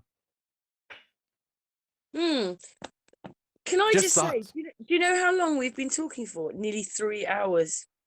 Well, I believe it has been nearly 3 hours, and I think, I think my voice is probably starting to put you to sleep. No, no, I've been listening to you because you like No, talking. really? Okay, good, good. I just don't, Yeah, you no, no. know, It's just I, otherwise I it looks have a like I'm record. butting in all the time, and I don't like that. I'd rather listen I to you. Jokingly, I do have a record. I have put at least 4 or 5 YouTubers to sleep by speaking to them on podcasts. Like, they weren't the host, but they were there in the background. And then when we Oh come to them, no, I love I've what had you people snoring. say. Oh yeah, no, I've had. It's not. It's just. It's funny. I just seem to have this weird record. Like, people like I have talked to. It's not that I say I'm boring. It's just like, but I always hear about, like, oh Dan, your voice put me to sleep. I always, I hear that a lot, right? So I'm like, I always got to work. I have a superpower, and I have to be careful that I don't misuse it. Okay. So I didn't want to, like, talk too long, and then all of a sudden, like, you're starting to get late where you're at. I know you're about, what, 6 hours ahead. And next thing I know, I just put the host to sleep. It's like, oh no. So I worry, just trying to look out for you. That's all. You gotta be careful. Oh no, I love what you say. It's just like, sometimes like on the last hangout when I listened to it, it was like I was always Yeah. trying to butt in all the time. But so Right. I'd rather listen to you and have a smoother hangout. I agree with a lot of the things you're saying. Oh no, I know. I'm kidding about that, because, like, one of my co-hosts one day, like, we were all talking on the broadcast, and he crashed out, like, we went to him and he was asleep. I had a person waiting on a call, and as I was speaking, I went to them, and we could hear him snoring. It's it's happened. I'm just telling you, like, I have this weird thing that happens around me where people, I guess they just feel relaxed or whatever, and they just end up falling You do asleep. have a very soothing voice. Well, I'm not trying to, amplify that. I'm just trying to say, like, I was hoping that it wasn't getting too late for you. And I know I just have to remind myself, like, oh, this girl here, she's a few hours ahead. So maybe she's getting tired. So No, no, I've been listening. I know you have. And No, anyway, I'm you've only been. going to repeat half the things that you do as an answer because I agree with a lot of what you say. So Oh no, I've had a wonderful discussion with you, and then I'm just trying to mind the time because I know it's 3 here, and it's probably about, what time is it now? Is it 9 there? it's 9 here. Strange 9. time, isn't it? Yeah. Well, I'm just trying to remember that because, I don't get an opportunity to talk to too many people overseas. I mean, I've been in Australia before, and I've been here and there, but I'm not used to it. So I just wanted to, Yeah, it's you strange for know, me. People used to ask, well, people just still ask me on Hangouts, but they always pick about 5 o'clock in the morning or something. But it's mm, always different when you do your own Hangouts and then you go on someone else's, isn't it? It is a bit different. well, it's more relaxing for me because then I can just talk, and I don't have to worry about when I'm live. The chat is going. I've got I'm worried like I'm pulling up information or whatever. It's a lot going on. It seems like a lot more to handle, and I want to be involved with the conversation, but I sometimes I have to take a step back to run the broadcast. So I'll be honest, I enjoy these little chats. I think they're great to sit down and just, be able to talk and speak freely about what you think is going on. And like I said, I don't know anything for sure. I just have feelings and a sense about things, and that's how I see it going. I feel like we're coming to a precipice where, we're gonna see a major change in things, and I think that um it's there's just a lot of upheaval coming. Okay, but I think ultimately where you are spiritually, if you're listening to this broadcast and you're at a level that I think most of you are that do listen, um I don't think you have anything to worry about, you know and I think that this physical existence is meant as a tool, okay, to help us learn and educate, and to get a better understanding of ourselves so that we're closer to God ultimately. And that's what this is all about, this whole life experience. And I think that that's where I would leave it. And I would just like to say thank you for allowing me the opportunity to speak and to again to converse with you again, and I really enjoyed it. Oh, it's been an absolute pleasure and a delight to have you on a hangout. Thank you so much for all your time and all the things you talked about. Well, thank you so much. And yeah, anytime you want to do it, just let me know. I'm sorry I'm I kind didn't of hassle you too much bad. for this one, did I? Like the Oh, last no, one. not the last. No, the first time you were like, Dan, if you don't come on my broadcast, I'm gonna boil your bunny. And I was like, man, I really don't want my bunny boiled, so I better do it because this girl means business. And so, oh, by the No, way, but you did I one. You did made the mistake because you said, "Oh, okay," and I said, "Right, when?" That's what that. right, right, yeah, I was a little reluctant. Not that I'm reluctant. I just like I'm more like, oh, I don't know. Sometimes I just don't really, you know. I'm like, No, well, I does know. she I know really what you want? mean. I don't Well, know. I'm glad that you did. Yeah, I'm sort of shy, really, honestly, by nature. My biggest fear was public speaking, you know. But you reach a point in your life where sometimes, you know, you you get to a point where you're just like, doesn't matter anymore. You put all those fears aside and just say, you know what, there's something more important going on here than worrying about my own issues with speaking. And so for that's why I didn't do the whole YouTube thing early on. I was just a subscriber to many channels and watching other people's videos, and just sort of paying attention to things, but I just didn't want to do it myself. Like I said, I was a little bit nervous doing it. I was like, I don't know if I can do all this stuff. But I'll tell you, like I said, when you finally realize that, you finally realize your Yeah, truth, Hangouts isn't you'll for do it. everybody, Scarab. Just because we're Yeah. more outward going, really. I know you said you're shy. I don't. I am. I am Yeah, no. ultimately, yeah. But once you start doing it, you can't help it. You've got to do more and more of it, haven't you? Putting out the information. I like us coming together as a community a bit and talking and stuff. Hello? Oh, sorry. Oh, Sorry. you're My there. I So I was thought we muted. lost I you for was a minute. muted. I apologize. Yeah, so I agree. I mean, I think it's like it does get easier, for sure, but oh my God, I was so nervous going live the first time. Oh my Lord.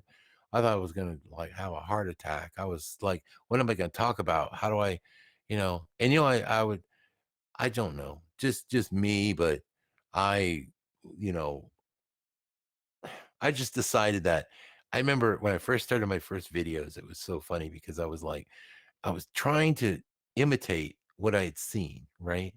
And what was popular on YouTube, it was like the YouTube voice, like, "Hey guys, it's so and so at this channel." And I was like, um, I kind of tried a little of that, but then when I heard myself, I was like, "Oh, good Lord, that is not me. I cannot do that." So what I just fell back into and what I found worked best for me was just being myself and like just talking like I normally talk and don't try to overdo anything and don't try to be somebody you're not. Just be you. And I know like that's the old cliche, like, "Oh, just be you." But it really is true. Like you just be you. Like, you know what? I am not perfect. I make mistakes. I say things I shouldn't. I curse too much. Whatever. But when you hear me, you're getting me. I mean, everything that you experienced is me. Like that's it. Okay, in a Good, nutshell. I'm not good. trying to act like Well, I'm anybody else or anything like that. So that's it. I'm pleased That's how about I that. made it work. What's that? I'm glad we're getting all of you. Yeah, yeah. Well, that's what I mean. Is just like I don't try to be. I just find that there's too many fake people out there. I think people can hear it in your voice, and people know when they're getting a fake person or a real person. I think I people hope know, so. really. Yeah.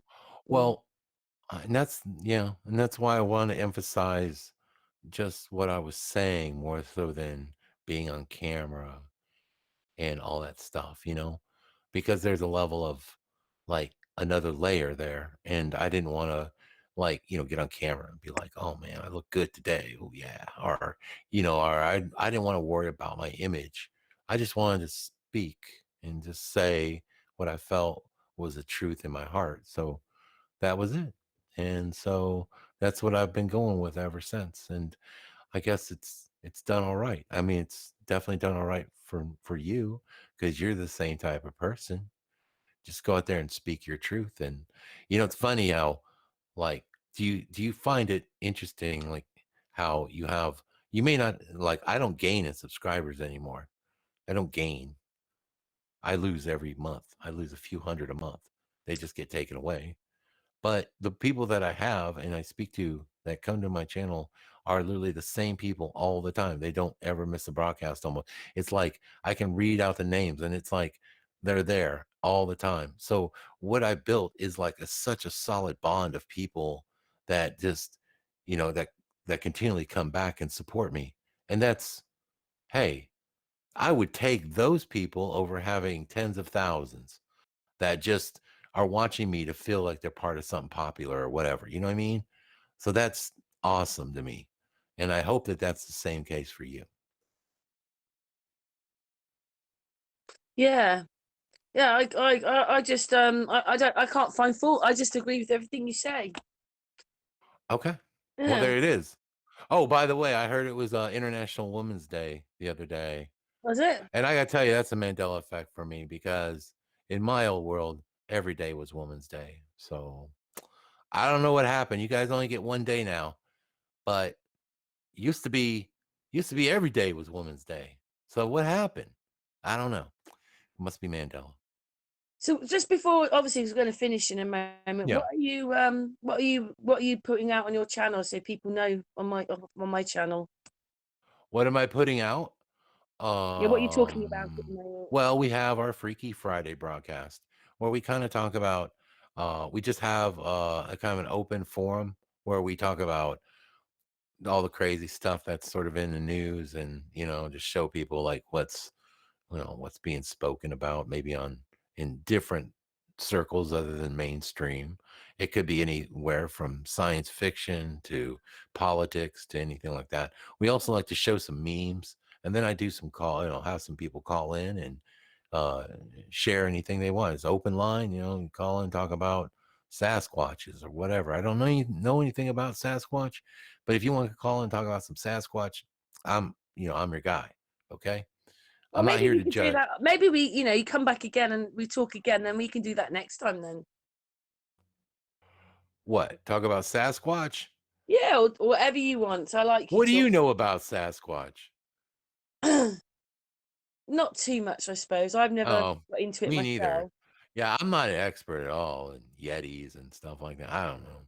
I'm just saying, like, as an example, if you called in, you could, you know, you could definitely talk about anything you want. It's open line. And then, of course, Monday night we have the Mandela Monday broadcast where we focus more on the Mandela effect. We might shift gears a little bit and talk about other things. We laugh a lot. We always kind of, you know, You're basically just doing what I'm doing then. You're trying to make a community. Yours is just called, mine's called SAMFU, and yours is called Scarab. pretty much. I mean, it's like what I'm saying is like we're not much different as far as like you probably covered a few different things than I cover, but ultimately you're just another real person that's out there just Yeah, and trying we're to and spread we're truth. coming together today. We've come together today and made it a bigger family today. Well, I hope so. And like I said, everyone's welcome. Of course, my times are going to be a little off because I broadcast kind of like at 9 o'clock Well, at hopefully night. you can use this video. I possibly could, and You can upload this one onto your channel. I could if if I don't want to get a copyright strike though. Got to watch Well, I'm out. not going to do it, am I? I know you're not. I know you're. I'm just kidding. Yeah, no problem, no problem at all. I wouldn't have any problem with that at all. I just we had a great conversation and a great time and enjoyed sharing with you Yeah, today. and 10, And 10, 10 till we do it yeah, again. we'll do it again for sure. And like I said, I love the fact that thank you for the I love that stuff by the way. The historical changes, monuments, things that look really out of place in our world. If you have Yeah. anything you want to share with me, I'd be more than happy to bring that up on a broadcast and let everybody know where I got it, of course. Check out her channel, like and subscribe and all that good stuff. And yeah, but I love that stuff. So if you're poking around and you find something interesting, let me know because I'm always interested in looking up weird things about our history. I think it's great to see and great to report on. Oh, lovely Scarab. Anyway, thank you yet again. Don't go. I'll say goodbye to you off air, but for on air, thank you very much, Scarab. Mwah. And Thank chat you for room. having me. Thank you very Oh no, much. thank you. Thank you, my I darling. appreciate it.